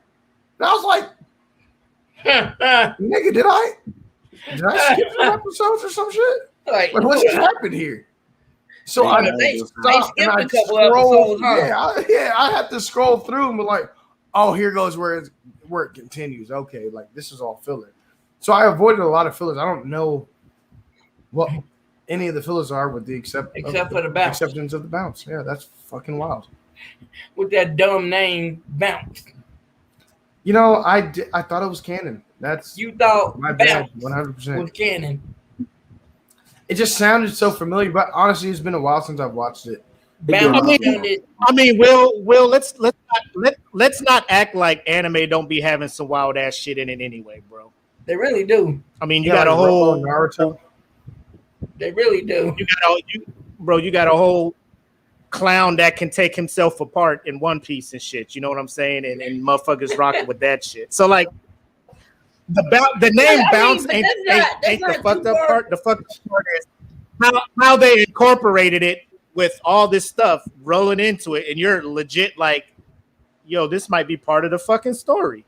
You know? Because they really fighting and shit. And then all of a sudden, like you said, them motherfuckers back in school and the fucking the lion is doing some shit trying to grab some titties or something, and you just like, well, fuck is going on here? Like y'all was just about to get into some shit. You know what I'm saying? Y'all was just about to get into some shit. Now y'all on vacation somewhere. You on a beach or whatever. Like, right. Bleach was wild. Oh, you brought up the filler list. Yeah, you see that whole big blotch that's highlighted in red? Yeah, I see it. Bro, scroll down. God dang. Scroll down so we can see that fucking block bound shit. Guys, don't be like me. I got played. That's where I got. Don't be like me, man. Yeah, don't be like me, guys. If you hear the word bounce, like just bounce on out of there. Yeah, 100%. Yeah, get out of there, man. Don't do it. Bounce on Don't be like me, guys. Don't be like me. Oh my god! Look at that shit. Look at that shit. See, that's the shit that I fell for. That's the shit I fell for. Guys. Don't be like me. You was on the edge of your seat, like what's gonna happen next? The welling bounce. That might be why I got. That might be why I'm so confused on the series. Bro, the minute Eisen bounced, and I'm just like, he's the villain, and they just started fighting this whole other thing. I'm like, so y'all just forgot about this motherfucker Eisen? Like, that's what I said. He's still planning and plotting. Like y'all ain't like for a good 50 episodes. I'm like, so y'all just like. I got halfway into the fillers and realized they were fillers for the bounce art. Look at that. because I'm like, hold up, what the heck happened to Eisen? Do these niggas work for Eisen? Are they gonna get back to Eisen? Like, what's going on? So I understand. Right. Look at that. All that red. Blah. God dang. Those are all fillers. And it keeps going. It's all gross. It keeps going. Wow. You cut out the fillers. Bleach is probably only 200 episodes. Yeah. Cut all the fillers out. Bleach. About a good more legit. It's probably less than that, man. To be honest, it's probably less than that. Look at that. There it is. That's the end of it. Like fillers is like 70% of this damn anime. And I fell for one of them. I fell for. Don't be like me, guys. Don't be like me. They got you a note. Yeah. Don't be like me. Yeah. Be better. Be better than me, guys. Be better than me. Autofocus. So what you got? Well, what you got as far as like, look at that latest and greatest Bleach news? Huh? What you got as far as the latest and greatest Bleach news? Oh, well, actually, just okay. We already know that Bleach is scheduled to come back. Was it next year? Yeah. So, we got that. We had the. Huh? I said I'm ready for it, to be honest. I know, right? Man? Regardless of my reservations, I'm ready. I do agree with Tim. It is not the best written story by far. The thing that kept me hooked was the action. You know what I'm saying? The different Zanpakutos. I was interested in seeing how they worked and everything like that. You know what I'm saying? And I did like Eisen, contrary to what Kid Big said. So I liked his powers. And I just, even before he had the Hogyoku, he was giving niggas the work. You know what I'm saying? His Shikai, he doesn't even have a Bunkai yet. His Shikai form is just messing niggas up. Like, because it's OP. You take one look at his Shikai, it's over. It's pretty much game over right then and there. Coldest joint is when he was fighting them cats, and the one Vizard that had the sword that swirled around and hypnotized you and disorients you. He's like, you don't know if up is and left is right. Eisen was sitting there like, nigga, you already looked at my shit. You thinking you got me. Like, no, my shit is making you think that you got me shook. And then like he got that cut. He was like, then he snapped back to reality, like, oh shit. Eisen is that nigga. I'm just like, he's still in Bankai form. You just if you lay your eyes on my sword, you under my spell. And I'm just like, I mean, it's the most broken villain in all of anime. And we ain't gonna talk about. I'm glad you said that. I'm glad you said that. We ain't gonna talk about now the 1,000-year blood war arc. He's just like now he's just absolutely broken because now he's fused with his Zanpakuto. So basically, if you see him, it's over. It's over. You have to fight his ass with a blindfold on. Yeah. Good luck. Well, I'm glad that Willie did say broken. In that aspect, and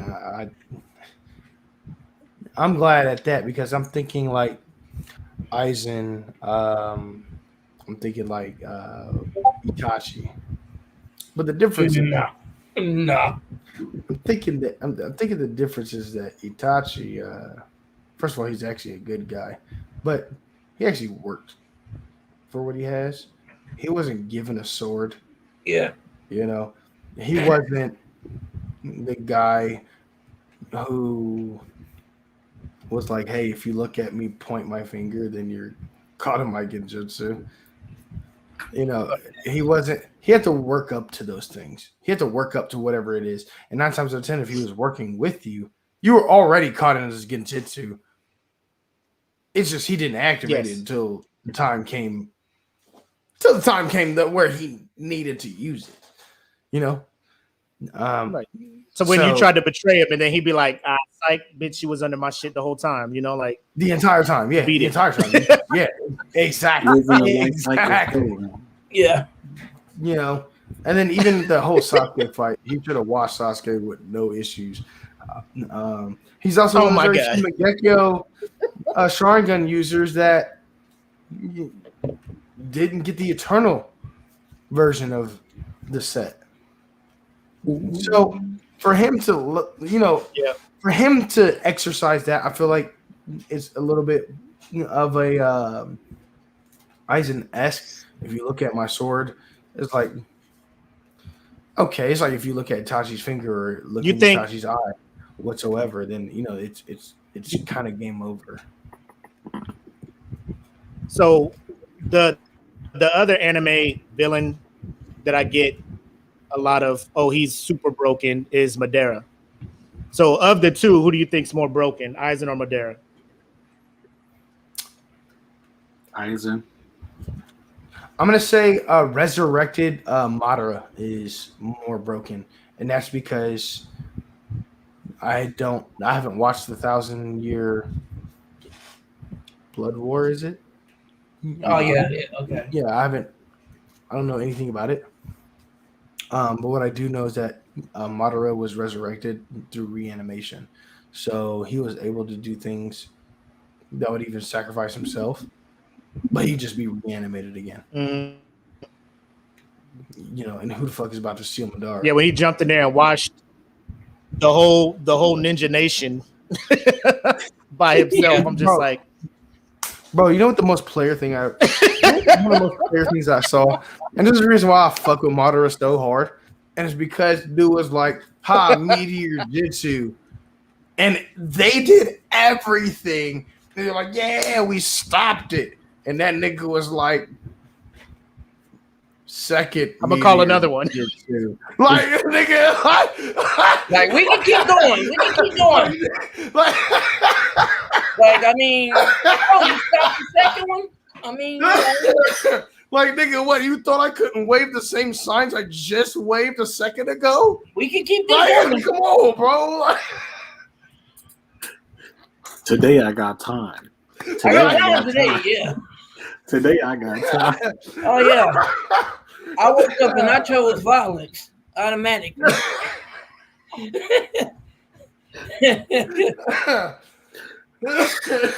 Like that's all I eat for breakfast.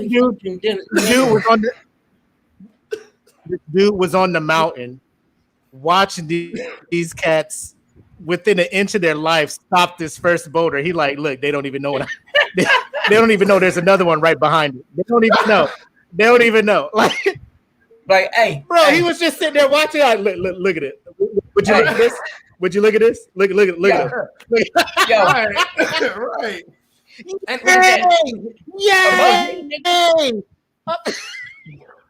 And for him, he's like, yo, fuck it. If my body gets destroyed, it is what it is.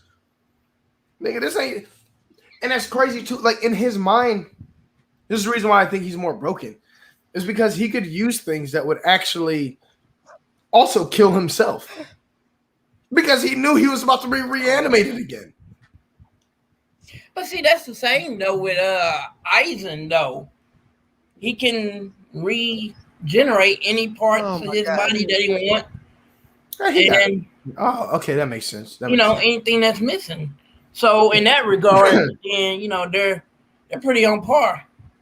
I feel like the problem with that is that he was so full of himself that he thought that every time he was swinging, that he was transforming and destroying the mountains. No, that was really, Ichigo. But it was really Ichigo that was Ichigo said, "Ha ha ha." Ichigo was like, "Who you thought this was?" When he was like this, when he baby sharked his sword. He baby sharked his sword. Aizen was like, "Oh shit!" There is a floor, Monty. There is a floor. So I think that's a little bit of a difference. Madara wasn't so arrogant that he didn't know what he was capable of. He was arrogant. He wasn't so arrogant that he didn't know what he was capable of doing. Aizen had "I'm always the smartest nigga in the room" attitude, and I think that's why Uruhara was able to just catch him way the fuck off guard and caught his ass sleep. That's why his ass filled the fuck up. Because So like, but Madara doesn't have that. Madara knew there was other motherfuckers out there. That's why he was doing what he was doing. Utilizing and manipulating motherfuckers to get where he needed to. Yeah. But he was being, he knew he just couldn't run out there and just, though. Yeah. But look at it from this. Like, he was the one being manipulated the whole time. Zetsu. By a father, like by this dude that was father. Pretty much father compared to him. So are we gonna say white? Are we gonna compare like White Zetsu to Aizen now? No. You know what I'm saying? No, we're not. Yeah, okay. I just wanted to make sure we're not drawing this line here because I feel like he thought he was so smart. He thought he had everything planned out and everything, but failed to realize that he was the one being used. At the same time, I feel like there's a line that you have to draw with that whole surprise twist. Oh, by the way, it was actually Toby the whole time. Oh, wait, let's pause. By the way, it was actually Madara the whole time. Oh, wait, no, not Madara. It was actually White Zetsu. White Zetsu, no, it was actually like, bro, like we just. It's like there's a point where that shit gets fucking old as shit, and it's like I think that's what I'm saying. Yes, that's what kind of turned me off of Naruto for a little bit. Like I got tired of the Itachi story was the best.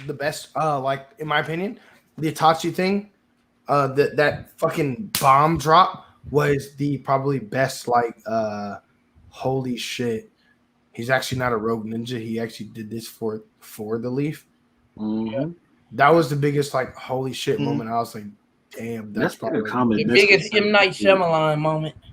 Yeah, that's a common misconception is that people assume that he just did that for Sasuke. Nah, bro, he did that for the Leaf. He did it for the Leaf, bro. He did it for the Leaf. Yeah. Fuck Sasuke. God dang. Wait a minute. Where'd that come from? I hate Sasuke, man. I don't God. No reason, bro. Sasuke just had no reason.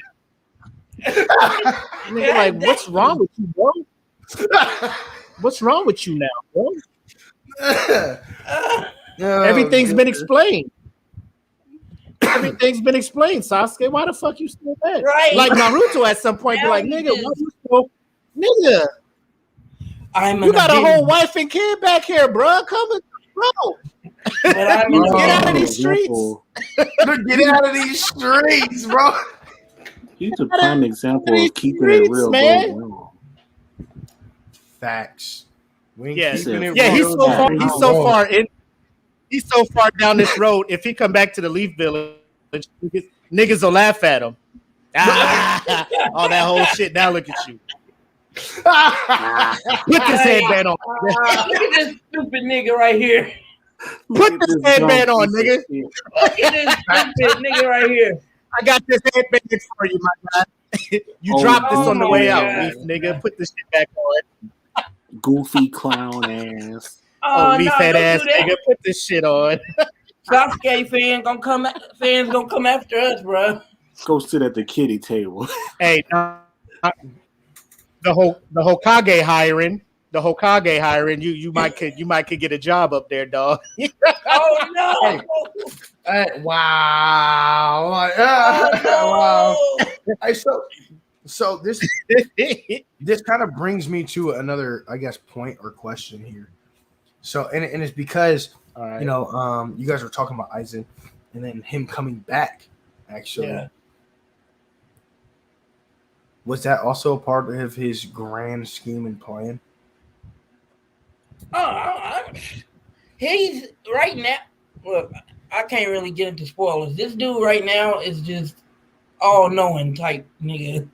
Like, Bullshit. I call bullshit. See, that's convenient. he's It's just convenient. That's sitting just there. terrible. And so see that alone just lets me know I have to just get ready for the back end of an continually bad story. But I'll still be thoroughly entertained. Wait. I'll still be Oh, no, thoroughly it's entertained. bad. Don't get me wrong. I just just like Will's opinion. Yeah. This is Will's opinion. I think like he's not trying to. Look, no. It's not. I don't know if he's. well, he said he's this all is it. knowing at that point. It's like, yo, so At he this gets point, sealed away and like because- defeated by Uda. You know what I'm saying? Like, Right now, he's fused with the Hogyoku and his Zanpakuto. At this point, he's just like was he not already? chilling. No, not in the anime. No. In the anime, he was fused with the Hogyoku, though. Yeah, with his Hogyoku. But not the Zanpakuto. But what that mean? He got sealed away by Uraraka and Ichigo's dad. He Yeah, had to get, I mean, he had to get that was- unsealed By who? in order to help in the war against the Quincy's. Oh. yeah. That's what the 1,000 Blood War arc is about. Okay. Oh, so the plot thickens. Okay. Oh, you know what? Now, okay, that's actually Because I know you fuck with the Quincy's, bro. I fuck with the Quincy's. I know you 100. fuck with the Quincy's, bro. Yeah, Oh. 100, bro. Yeah, hell yeah.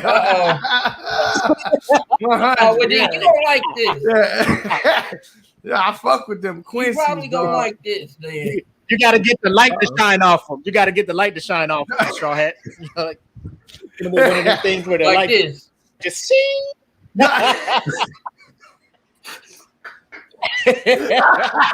No, it's be like this. Aha. Little do they know. There you go. Yeah. Okay. No, I feel that. No, I'm feeling it. I'm feeling that. So you back on that board. plot. Yeah. I'm feeling that plot back on now. board. Yeah, the Quincy's are pretty OP, and it's an all-out war versus Soul Reapers and Quincy's. So people think like the Quincy's are all gone, but they're like, nah, we came to wipe everything out. Yeah, there's probably like a faction of them that stayed somewhere secluded and whatnot. Oh, yeah. Look, it gets And then when you good. realize It that gets they good, can actually man. do it, and then when you realize that they actually have the power to do it, that's what's. Oh, bro, like they already introduced that with I forget homie's name, who was the quote unquote last Quincy. Dude is more than Who are you? Ishida, yeah, Who are you? or his Ishida. dad. Ushida. Who's it? Uryu At any Ishida. rate, either Ishida. way, yeah, he's more than capable. What I know is that he's more than capable. Honestly, like them espadas and whatnot, they made him look weak.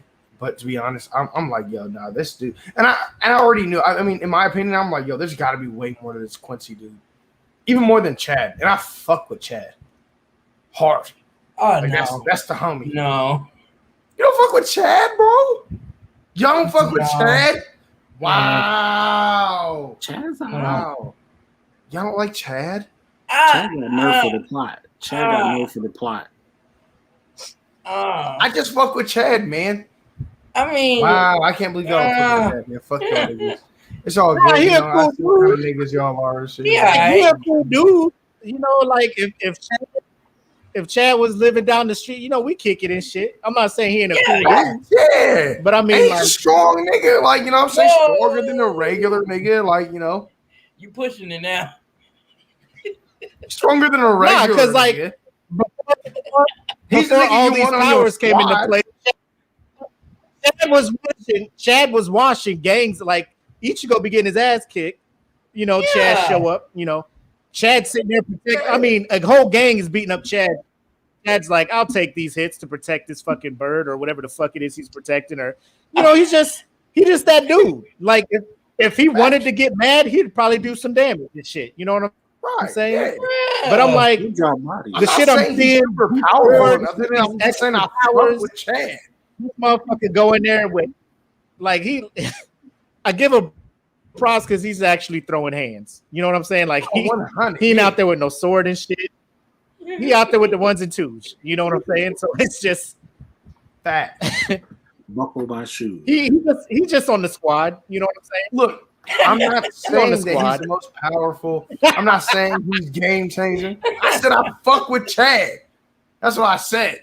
Okay, but, I know. But homie who's Quincy, like I said, like I was saying, is the Quincy homie, like you could already tell there was a lot. I mean, I felt like there was a lot more to him than they were letting off, or honestly should have let off. I feel like he should have been a little bit more in the forefront as far as almost like a Sasuke like character, somebody who could keep up, maybe not as strong as the main character, but someone who could keep up with the main character. Kind of, yeah.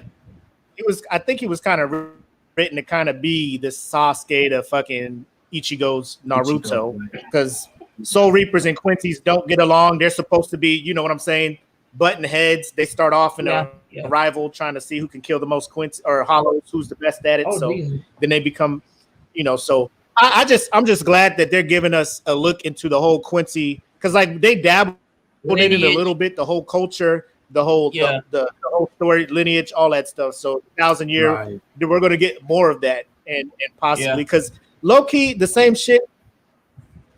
They were just like, bro, Ishida, if you do this, you're going to lose your Quincy powers. I got to do it. Next couple episodes. Oh, we can get you your Quincy powers back with this shit. So there was a whole lot of that shit in Bleach. The ultimate sacrifice to win, and everybody power. No. Yep. Like when he fought old boy from the to harping on that. Joint. Yes. A whole thing. And I'm just like, bro, just let these cats use their power, the ultimate sacrifice, and let somebody else come into play or something, bro. It don't just be like, well, this lab created this and it'll give you these powers again. Like, okay, sure, of course. This got to keep the story going. This inspires me to ask him a question. Got to keep the story going. Different day. This is for different topics. Yeah, y'all think about Aizen. I want y'all to keep in mind that there is a Quincy in particular that doesn't play games with Aizen, and the Quincy of all Quincy's that y'all can look forward to. I can't pronounce his name though. It's Ewok, right? Yuha. Oh, dude, it's spelled weird. Hold on, I'll type it out. How it's spelled. Hold on. It's YWAC. They use a lot of Spanish monikers and names. That's how it's spelled. He is the main problem of this art. What studio is animating this? That's do we know? Question. I don't know. I don't know. I don't think they announced it yet. Well, if you bring in the one of the two heavy hitters, boy, if you bring in Mappa or you're bringing what's the other one? Demon Slayer joint. Ufotable? Yep. Ufotable. Oh my god. I'm here for it, bro. I'm here for it. Who did Bleach originally? I know Tim is on it. Have y'all seen the Fate series? Oh yes. Oh, I don't know who did it originally. Oh yeah. Was it Toye? I go back and watch Fate just to see that action. Yeah. I think so. Toye. Let me see. Animation. I think Toye could do it again. But would we want it to? Did they do the animation for the Burn the Witch? Those 3 episodes for Burn the Witch? Was that the same animation studio? I think Toye that was also responsible for current One Piece, and One Piece is on fire. Okay. Super fire. As soon as he did that Red Hawk to just begin literally the raid. Oh, bro, I lost my fucking shit. Yeah. I was like, When he was in the air and he just kind of whoop. As soon as that happened, bro, I was like, dude, that animation was clean, bro. Stupid clean. It's on a different level right now. Yeah. Yeah, if they could do that with One Piece, they could definitely do it with Bleach. And Toei and they bag. They gave us Dragon Ball Super too. I'm glad y'all hyped about this because I'm on episode like 70 something of One Piece, and that animation is still rough, bro. I'm chugging along bit by bit. Y'all be like, man, this animation is lit. Yeah. When I turn on One Piece, it'd be like, I'd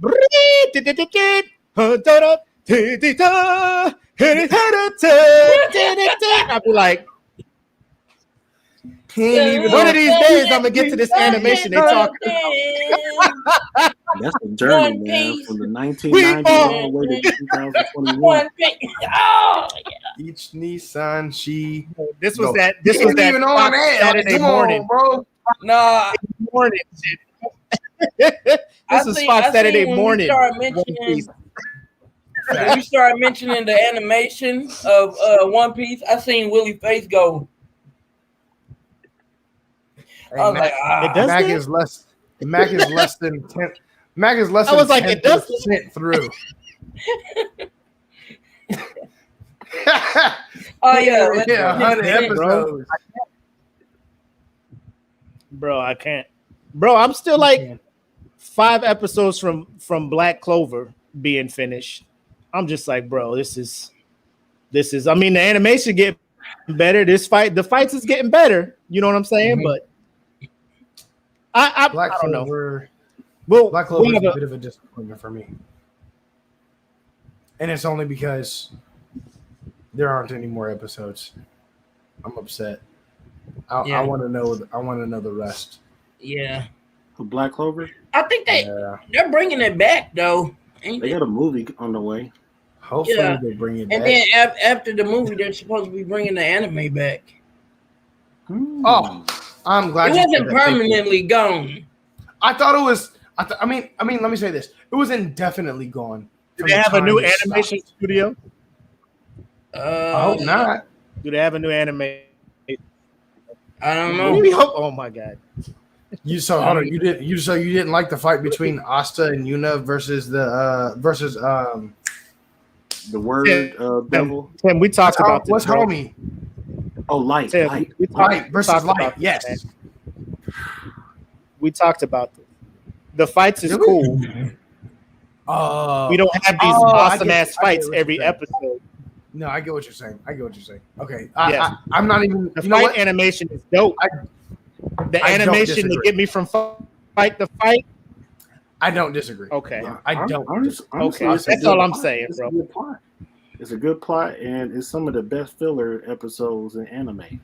That's facts, but the animation, I understand what Mac is saying. Like, the animation is outside of the fights, and getting you from fight to fight is actually pretty atrocious. It's me. It's the dialogue for me. It's the dialogue for me. The way the characters talk to each other and the personalities they each have, like that's what. I mean, I get it, but it's terrible animation. Asta's voice gets me too, man. Like it's really tough. It's real tough. Like I get it. You could be energetic.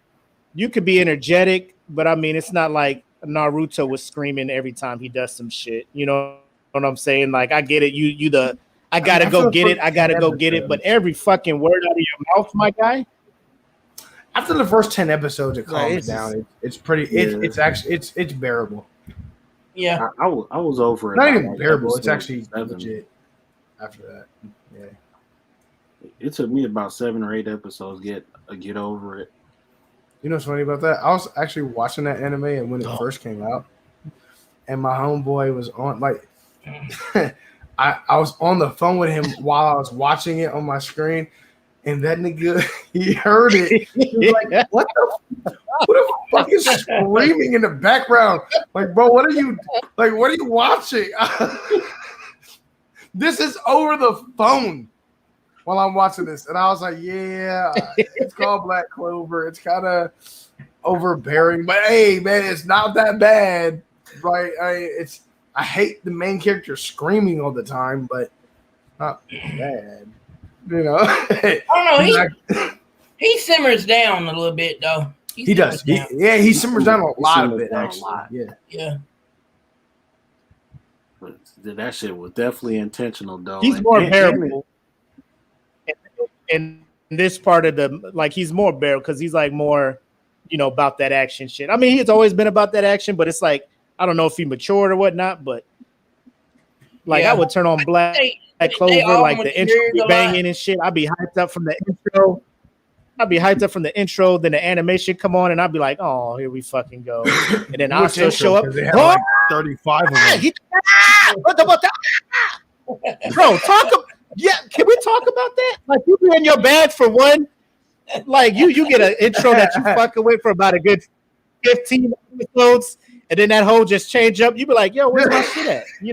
Like I don't know if it was the second opening, but the Black Rover.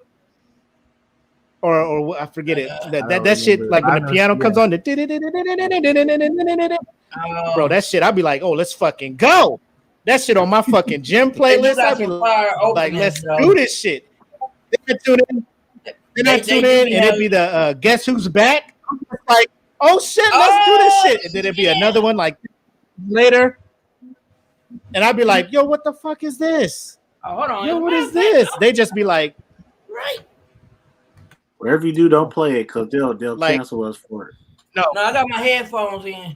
Bro, they will mute the fuck out of this shit. They sure will because they already played us on YouTube. No, I got my headphones in. I just wanted to hear it. Oh, I was like, oh man, we gotta figure out loopholes around this music little blocking thing that they got going on. Bro, they came after us when we were just playing the fucking trailer for Mugen Train. They was just like, oh, they after your ass. We got to mute this whole portion. Like the sound from the video wasn't even playing. It was us talking while the trailer was playing. YouTube was just like, hey, bro, we can't put that up. We can't stream. Like, yo, are you serious? Dang. I got to get back into how this shit works on YouTube or whatnot, but figure out a way to make that shit work. Because I thought as long as you were talking while the shit's playing, it's not going to strike you, because it's the trailer. It ain't the fucking movie. Right. My guy, like the shit's on YouTube already. And I thought you could play, like, react to trailers. You know what I'm saying? Without, getting struck or anything. Maybe because I guess that you have to fast forward and have the video transparent. Oh. Again. Oh, okay. Anyway, so I got this idea, and I want to know if y'all are game. So I was going to do this segment that's going to be that we could possibly put on the YouTube called the Beatdown Breakdown, where we talk about our favorite fights in anime, have it playing, and then we just react to it. Okay. Kind of pause it, give a little quick breakdown of that portion and shit like that. What y'all think? That sounds dope. That works for me. So, I would need an example of how it works, though. What do you? How? So give me an example. What's one of your favorite fights? What's one of your favorite fights? In anime. Just in all of anime. It would definitely have to be Naruto and Sasuke Ichigo versus Aizen. Woo! So which one? Ichigo versus Aizen. So we would just cue that fight up, right? We would cue that fight up, and we come in here and be like, "Yo, what up, everybody?" Blah blah blah. Beat down, breakdown, and what we're going to do is just break down some of the better fights or some of our favorite fights in anime, right? And then we would queue up. Right. So this week we're gonna be talking about Ichigo and Aizen final form, final battle, and then we would play the video, and then as we're watching it. You could be like, oh, pause it right here. Bro, did you see how? And then, just okay. Regular motherfuckers watching this shit. And then, we could break down it and we can break down. And if we know a little bit more, be like, so in this scene, like Tim was talking about, the crazy part here is Aizen's thinking that his force is the thing that's fucking these mountains up, but low key it's Ichigo doing, you know, like dropping some knowledge on the people, dropping some facts. Because like, bro, when I be watching anime fights, the reactions that I be having when I first watch them, bro, I feel like I wish somebody would have recorded it, because the shit is like 100. Like when Tanjiro beat Rui, and you know when he changed to the fire dance and fucking had that 360 fire arc when he thought he cut his head off, nigga, I was in my living room wilding the fuck out, bro. I don't know if this like, is considered anime. Yo, I kicked my coffee table over. Yeah, I don't know if this is considered anime. Bro, I was about to like the Airbender. Freaking Ong versus the Fire Lord. Bro, we can bring those too. We can bring like any fights, bro. Any fights. Yeah, that got nuts. I remember that. I was like, whoa. I was glued. Dude. I was invested. That fight was probably my favorite fight, to be honest, of all of anime would have to be Kakashi versus Obito. Oh, the hands. Yeah. It was hands. Technical. It was. I just like the sound effect. It was mature. It was, like two older people who knew what they were doing and really trying to kill each other, but at the same time, they were trying to opening in each other's guards and stuff, but they kept. But it was emotional at the same time because we knew the implications of what was happening. We knew the backstory. You know what I'm saying? Why they went so hard, and how long that got drawn out, and then we saw the Kakashi and Rin and Obito story, and what we gathered from they set it up so nicely that when him and Kakashi fought, first of all, they fought in a dimension that both of them could only activate. Yeah, and then on top of that, it just becomes this deep-rooted and seated fight. It wasn't just like, oh yeah, these guys are supposed to fight kind of thing. No, it was like these are childhood friends that were almost a mirror image of Team 7 that were brought up in a worse generation in the thick of war, you know what I'm saying, that have grown up to have different ideals, and they're both willing to kill each other over it. And it Kakashi, the copycat ninja, versus Obito. Yeah. I can't explain it enough. It's like my all-time favorite. Bro, you sit here and you can think of so many, like even new school shit. You can talk the fucking the tournament from fucking My Hero when who was it? Deku and Todoroki. God damn it, Bakugo? Bro. No, he didn't fight Bakugo. No. I mean, Todoroki and Todoroki. Bro, when Endeavor fought that Black Nomu. Bro. That's one of my favorite fights. That man won me over, bro. Oh, I can think of He won me over.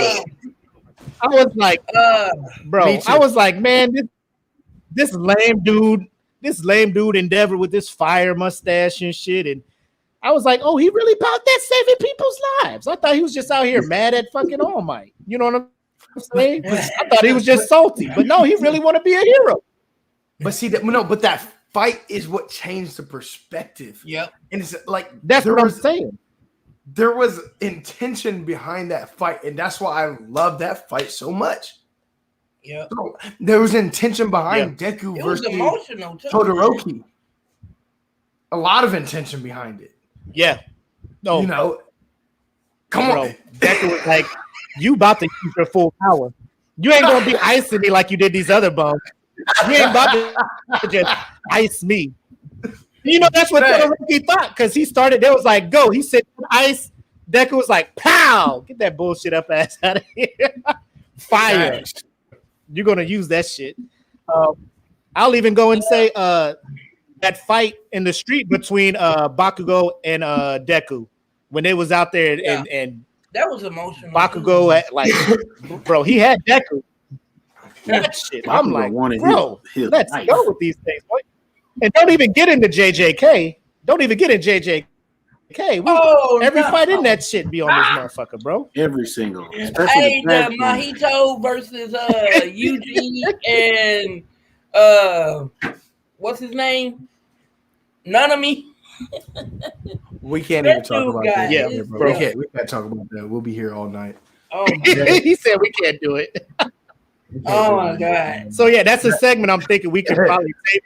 It doesn't have to be live. We can tape it so we can edit it, and then that is something that we can just put up on the YouTube channel just to start populating it with some content and shit. But I just came up with that just watching what was I? Oh, I was watching the My Villain Academia arc, and I was watching them fights. Like, bro, man, it'd be dope to just watch this with my peoples, and then just like have conversations and reactions as this shit is going on. You know what I'm saying? Right. So I was just like, beat down, breakdown. It's something that we can do.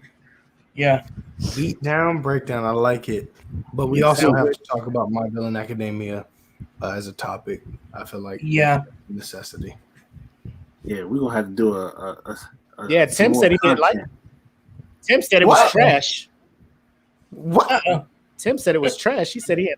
Wait, what? But that's for another podcast. Wow. Oh, Will Tim be able to defend his? Will Tim be able to defend his choice? Find out on the next episode. On the next Saturday Night Nerd Podcast, episode 9. Find out on next Saturday night.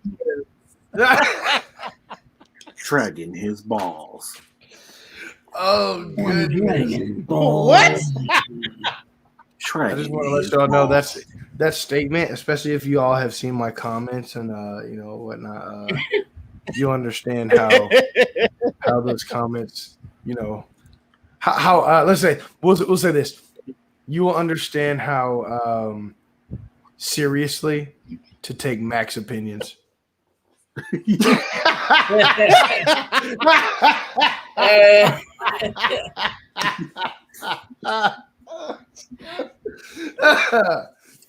Bro, I just come here to stir the pot, baby.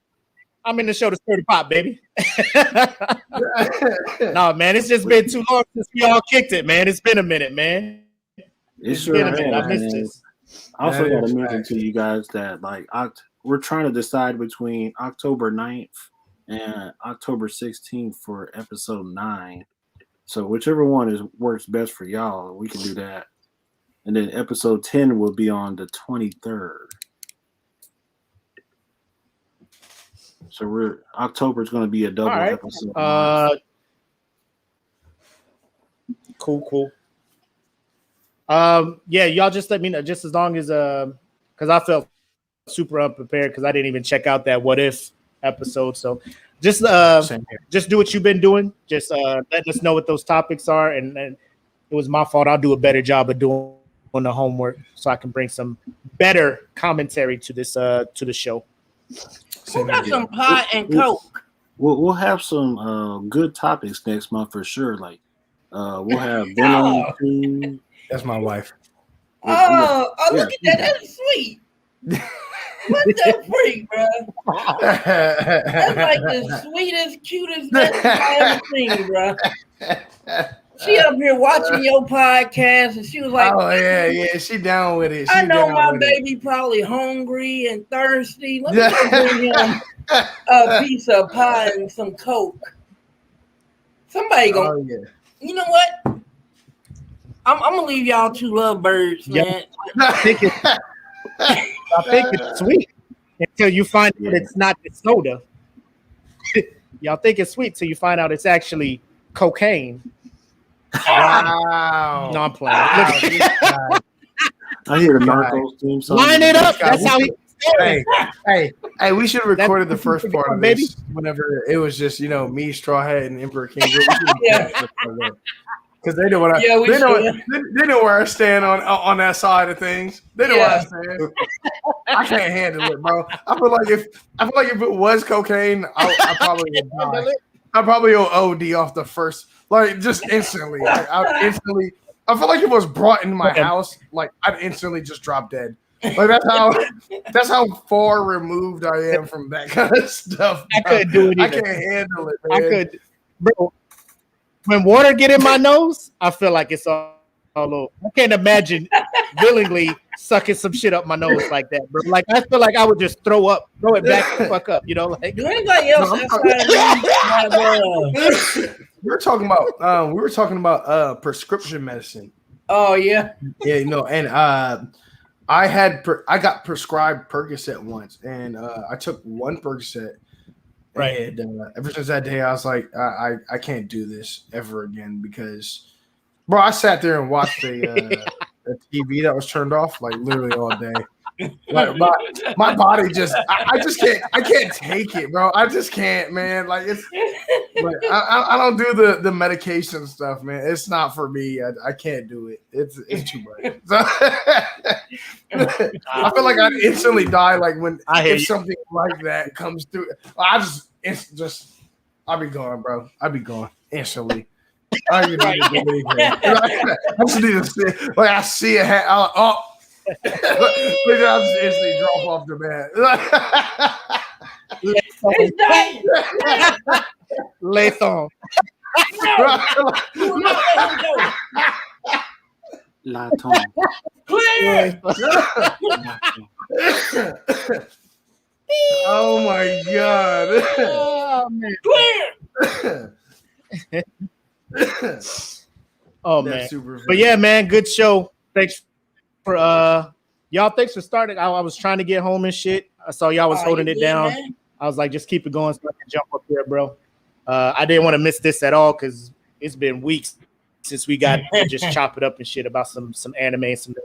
So, also, shout out to Chase, aka Kiwi, for jumping on here too. Hopefully he racking on Twitch on this stream, right? And then hopefully we're gonna have a full squad for y'all next show, man. We trying to get everybody's schedule together. Yeah, get a full squad on here for y'all next time. So again, thanks for having me on, gentlemen. I appreciate you, man. Anytime, bro. Anytime. Hey, also, we've talked about it a little bit already. So episode 9 coming up in October, and episode 10 is coming up. So y'all stay tuned for the announcements on that one. But if you haven't followed us on YouTube, Instagram, TikTok, all of that, we got links and everything. You just follow us on one platform and you can find the rest of them. So also, I got to say, great show. Thank you guys for showing up and showing up. Make sure you get that merch. Get that merch, baby. I'm slipping. I need to cop it. I'm slipping. That's my bad. I'm gonna cop it. I'm gonna cop it like tonight. Hey, DLJ. Yeah. I was gonna say.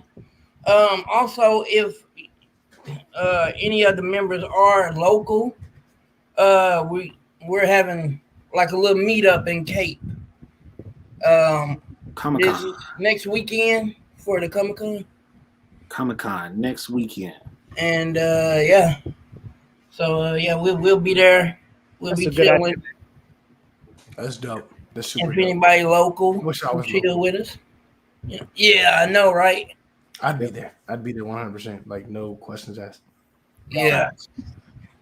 Get pics, videos, all that stuff, man. Do a blog while y'all there or something. Yeah. Some dope share with the group. Definitely. Yeah, nice. we're gonna have some content. Cool, man. Cool. Coming y'all way. So I know this episode we sneaking up on 3 hours a little bit, but we can split it into 2 parts. We got lost. It's a 2-parter. It's a good 2-parter. I feel like it's nice for it's nice for where we left off at. Yeah, that's for sure. It was a great way to come back for sure. Yeah, definitely. So now we got the second half of season 1 on the way, and then December we got a finale, and then we'll go into 2022 with a clean slate. Yeah. Dang. Let's do it. Yep. Yes, Let's sir. do it. Thank y'all for coming out, man. I thank everybody for tuning in and watching. This is Saturday Night Nerves live stream and podcast, and we signing out. Peace. And we gone.